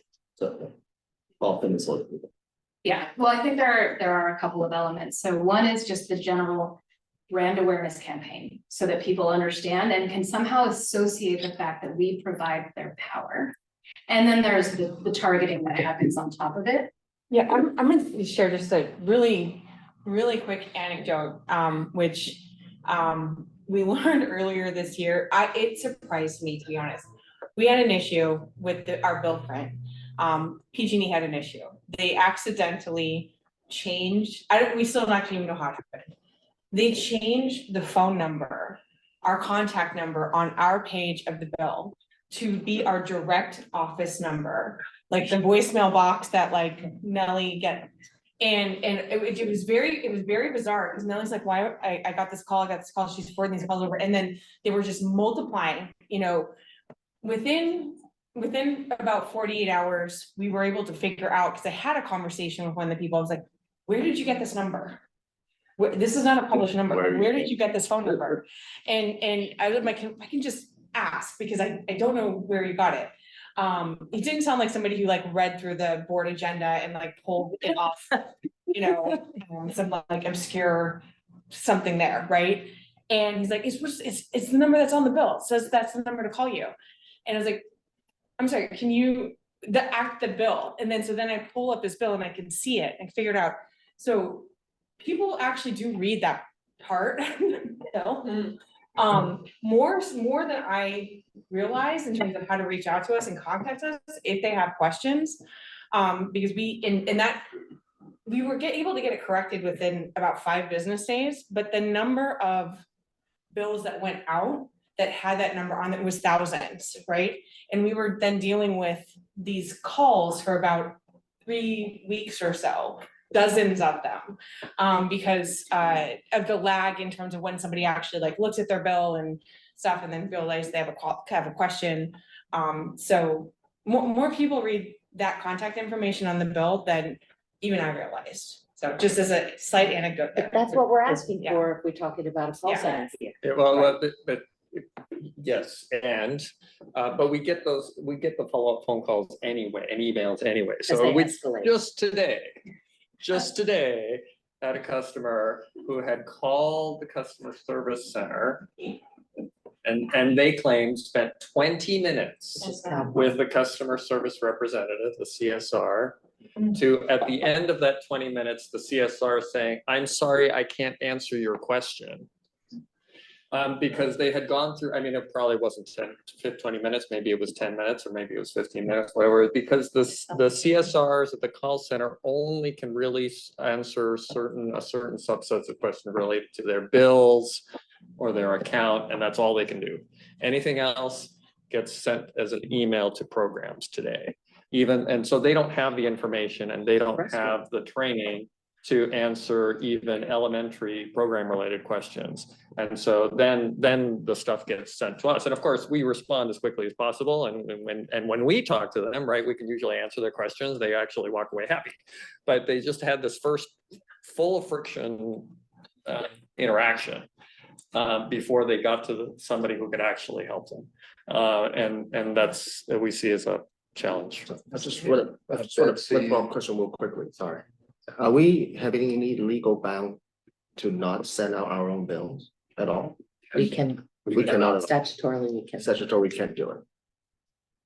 Betsy, then Julia. I just wanted to know, can you explain the call center? Is that a PG&E or PCE? No, so we contract with Calpine.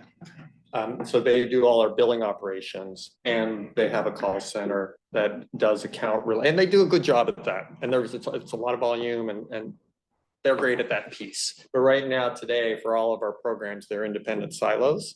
And Gwen had the example of, oh, I see you have an EV and your rate plan is not right. There is nobody in the organization today that can answer the question that way.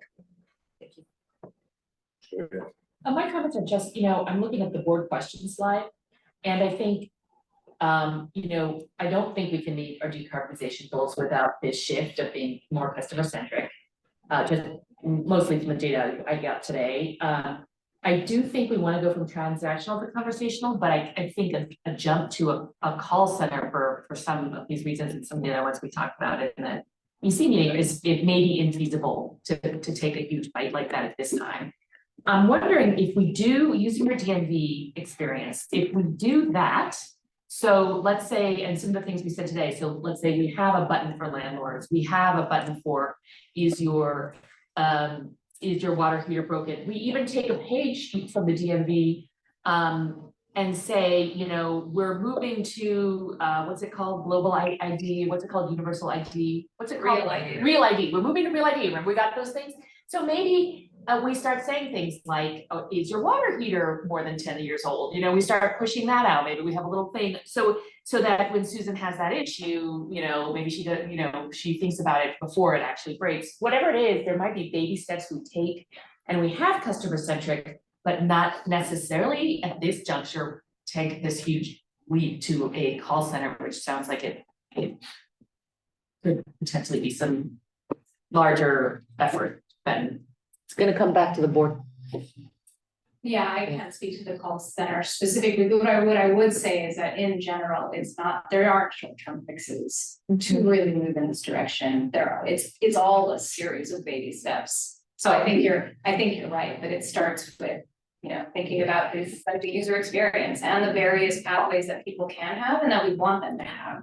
And then we start designing this sort of, you know, set of all of those touch points. What are the online and offline touch points? How do they interact? And you actually start with that. And then you start to map out like, what's the digital transformation? What are the ways that we want to interact? How do we get that out to our customers? And so, but yeah, there would be a roadmap and. Yeah. And just my final comment would also be, you can also take a page from Recology and some of the other types of things that are out there where they're constantly changing too, the things you could recycle, the things you couldn't, changing behavior. Some of that is just dealing with human beings and how do they, you know, go into their website, how do they have, I mean, and I don't even know if they're doing it right, but I'm just saying when you're dealing with people and you're trying to sort of re-educate them, shift behavior, but you're also trying to give them information, but nobody really wants to learn about it as much as we know about it, you know, that sort of thing. How do you do that? And I know there are consultants out there who can help us make it even more user friendly, but yeah, I do think that with your board questions, the answer is yes and no. That we couldn't meet our decarbonization goals without this shift. I guess for me, I mean, I think that for me, there's three issues here. One, that's the obvious one, is what you're focused on, Gwen, and what you presented in terms of having the single all-encompassing point of contact is really important, and that's a design issue and takes time and attention, and we should prioritize that. And we're not going to get electrification anywhere near where we want it without doing that, and we're not going to get influence unless we do that, and we should do that. The second thing for me, which I think is equally obvious, is the customers are screaming about what they care about. You know, they care about cost. Yeah. And if we don't pay attention to that, and we don't design our product to address that, we're not gonna get their mind share. I mean, we'll get the early adopters, we'll get the people that are completely committed, but we're not gonna get the mind share of the bulk of our customer base. They're not gonna leave us. We're cheaper than PG&E. And we're a hell of a lot cleaner, and they know both of those, but they don't really care because there's no mind share with us right now. I mean, there is with that early adopter group. I think they feel enthusiastic about us. And that kind of leads me to a third issue that is really a question. I don't know, I'm not sure we should go there, but if I'm thinking, okay, the water heater, well, maybe we should buy Google Works. You know, I mean, maybe we're a marketing company that we're not marketing to, and maybe what we're marketing are,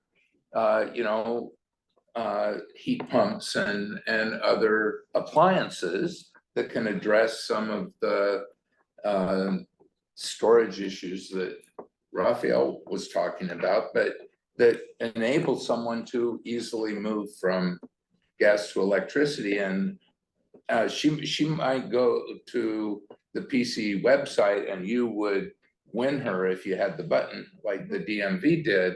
But I think Andrew's question's right. Who's to say she's going to go to the PCE website?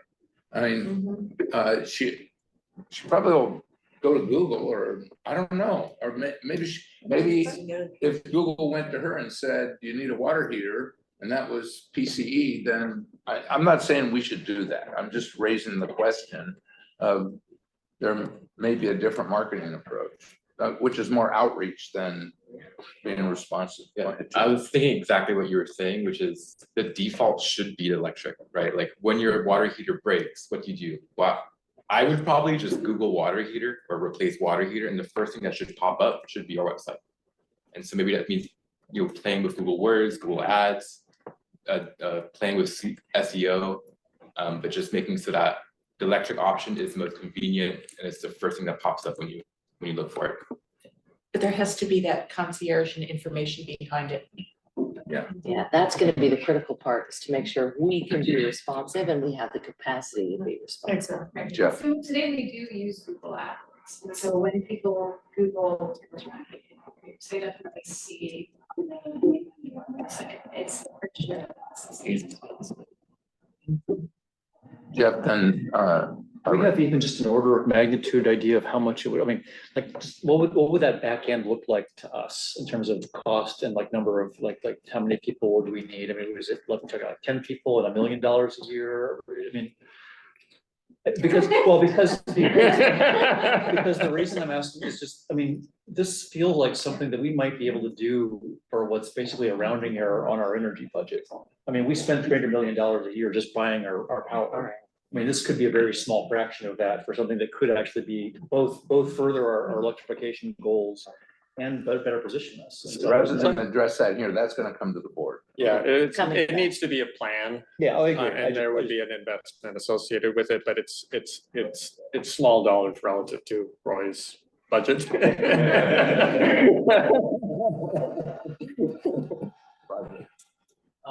just like, I get the comment, and maybe a question. I would say like, why not a human-centered approach versus a customer-centered approach?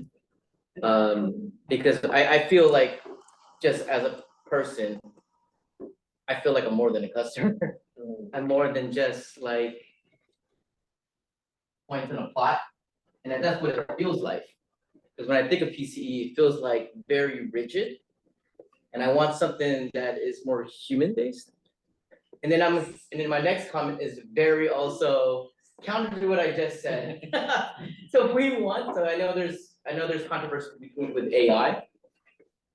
And people using ChatGPT or whatever, but it seems like something that might be something exploratory.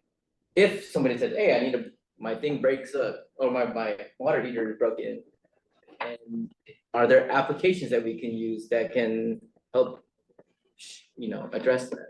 And it's like two comments that they counter each other. No, maybe I can comment. Okay. On that, on the human-centered piece, and everything that Gwen is talking about here and that we've been dialoguing in the background on presumes that we're also upping our human contact, right? So there's the web piece and the communications, and that needs to be smarter and all of that, but the human contact piece we see is very important, and the concierge service is something we definitely will be coming back with more detail on. We do see the call center is integral to that the concierge is a tier 2 to a call center, a strong call center is tier 1. So that has to be there. The AI piece is something that we've started thinking about conceptually. This is not a tomorrow thing. But clearly the technology is developing in that direction. I've had some background in my previous career dealing with, expert systems and trained systems, basically early AI style technologies. You need to train them really well. And for us to get there, we have to do all these things well first, to develop the base of knowledge and understanding of the customer that we could then use to train a good AI, which first would probably be deployed as an aid to a human, right? And then maybe in the future from there, ultimately be put in front of customers on its own. So it's a ways out. It's definitely coming, but it's a ways out. Right. 9:15, any other comments? Let me see if there's any public comment. I don't see any public comment in the room. I don't see any public comment online, so I'll close public comment. Yeah. It looks like Carlos Romero is online, but since he is not our staffer commenting as a member of the public. He can comment on that. Yeah.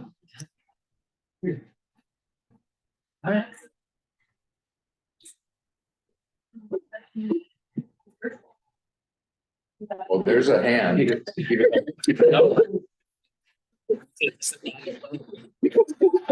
That's his human. That would be Carlos. God bless him. I don't believe you can give comment as you are a member of the board unless Member you of the are participating under AB 2449 and I don't know about it. So I'm gonna promote you panelists. He just can't. Just find out. I could comment, but just Jennifer. There is no. Well, he can't participate as a member of the board, remotely, and he. He could comment. As a member of the public. But he's not. He can't be. I'm fine. I have no comments. I'm just taking it all in here. Thank you. Okay. Yeah, Rick, go ahead. Yeah. So the example of the water heater is wonderful. So I go into our website, it's hard even to find that. So when you look at it, if there was the one button that said, I want to replace my water heater, that's a lot better than where we're at right now. I want to install solar, click this button, because right now you have search on our website for water heater replacement, and then it sends you to two links and you have to click on that again. So perhaps water heaters be one of the first things we look at, and just trying to streamline our website. That's what you pointed out, that DMV, they cleaned up their website, and our website, it's nice, but it's not direct. You can't find anything. It's not customer centric. Correct. It's got a lot of information on Right. it, but it's not customer Right. centric. So perhaps the feedback is that we could start having staff look at streamlining a few of the things that we know that are constantly coming up. Water heaters, solar, anything else. And so, yeah. Yeah, absolutely. That's the first part of what we're doing when we update. When we update our brand, that's 100%. And I just quickly flashing sort of some of the key insights that we got from our brand audit that we did a couple months ago. You know, more emphasis on people and community members, less focus on equipment and technology. You know, messaging that focuses on customers and what they care about rather than products and processes. Be aspirational, make more of an emotional connection, more artistic imagery instead of equipment. So there are a number of things that we're thinking about and we'll start to incorporate. And then in addition to actually just taking insights from our website, we know where customers drop off. We know where they go to, and we can start taking that information and start to understand what it is they're really interested in. And then we start designing from there. We really do start with what problems and needs do our customers have? It's absolutely human-centered, and we design out from there, but that's the bridge we need to build because we haven't done that before. Great, thank you. Well, Okay. at some point, Susan's not gonna open her laptop. She's gonna go, hey Siri, how do I get a new water heater? Right? That's what they have to, and Siri should have to say. You have to call PCE. You get Siri ads. That's why Google. So next step. Yes. First, I just want to say thanks for full engagement tonight. We covered a lot. Hopefully you found it useful. There were probably 20 things that we couldn't get to tonight. What I asked the team to do at the department level was to put together sort of the key issues and key questions that they would want to bring to the board. And we just didn't have time. So what we would like to do is to come back to you probably on a cadence of every other meeting to carve out an hour, depending on what's on the agenda, to continue some of the other strategic conversations that we didn't get to. And I'm imagining that that would be, you know, part of our work, and that would take us probably, you know, all the way through 2024. So with your blessing, we'll break it down and we'll have topical strategic conversations like we did tonight on certain topics. Does that work? Yep. And if anyone has any sort of summary comment or assessment comment, you're welcome to make those. Otherwise, we're adjourning the meeting.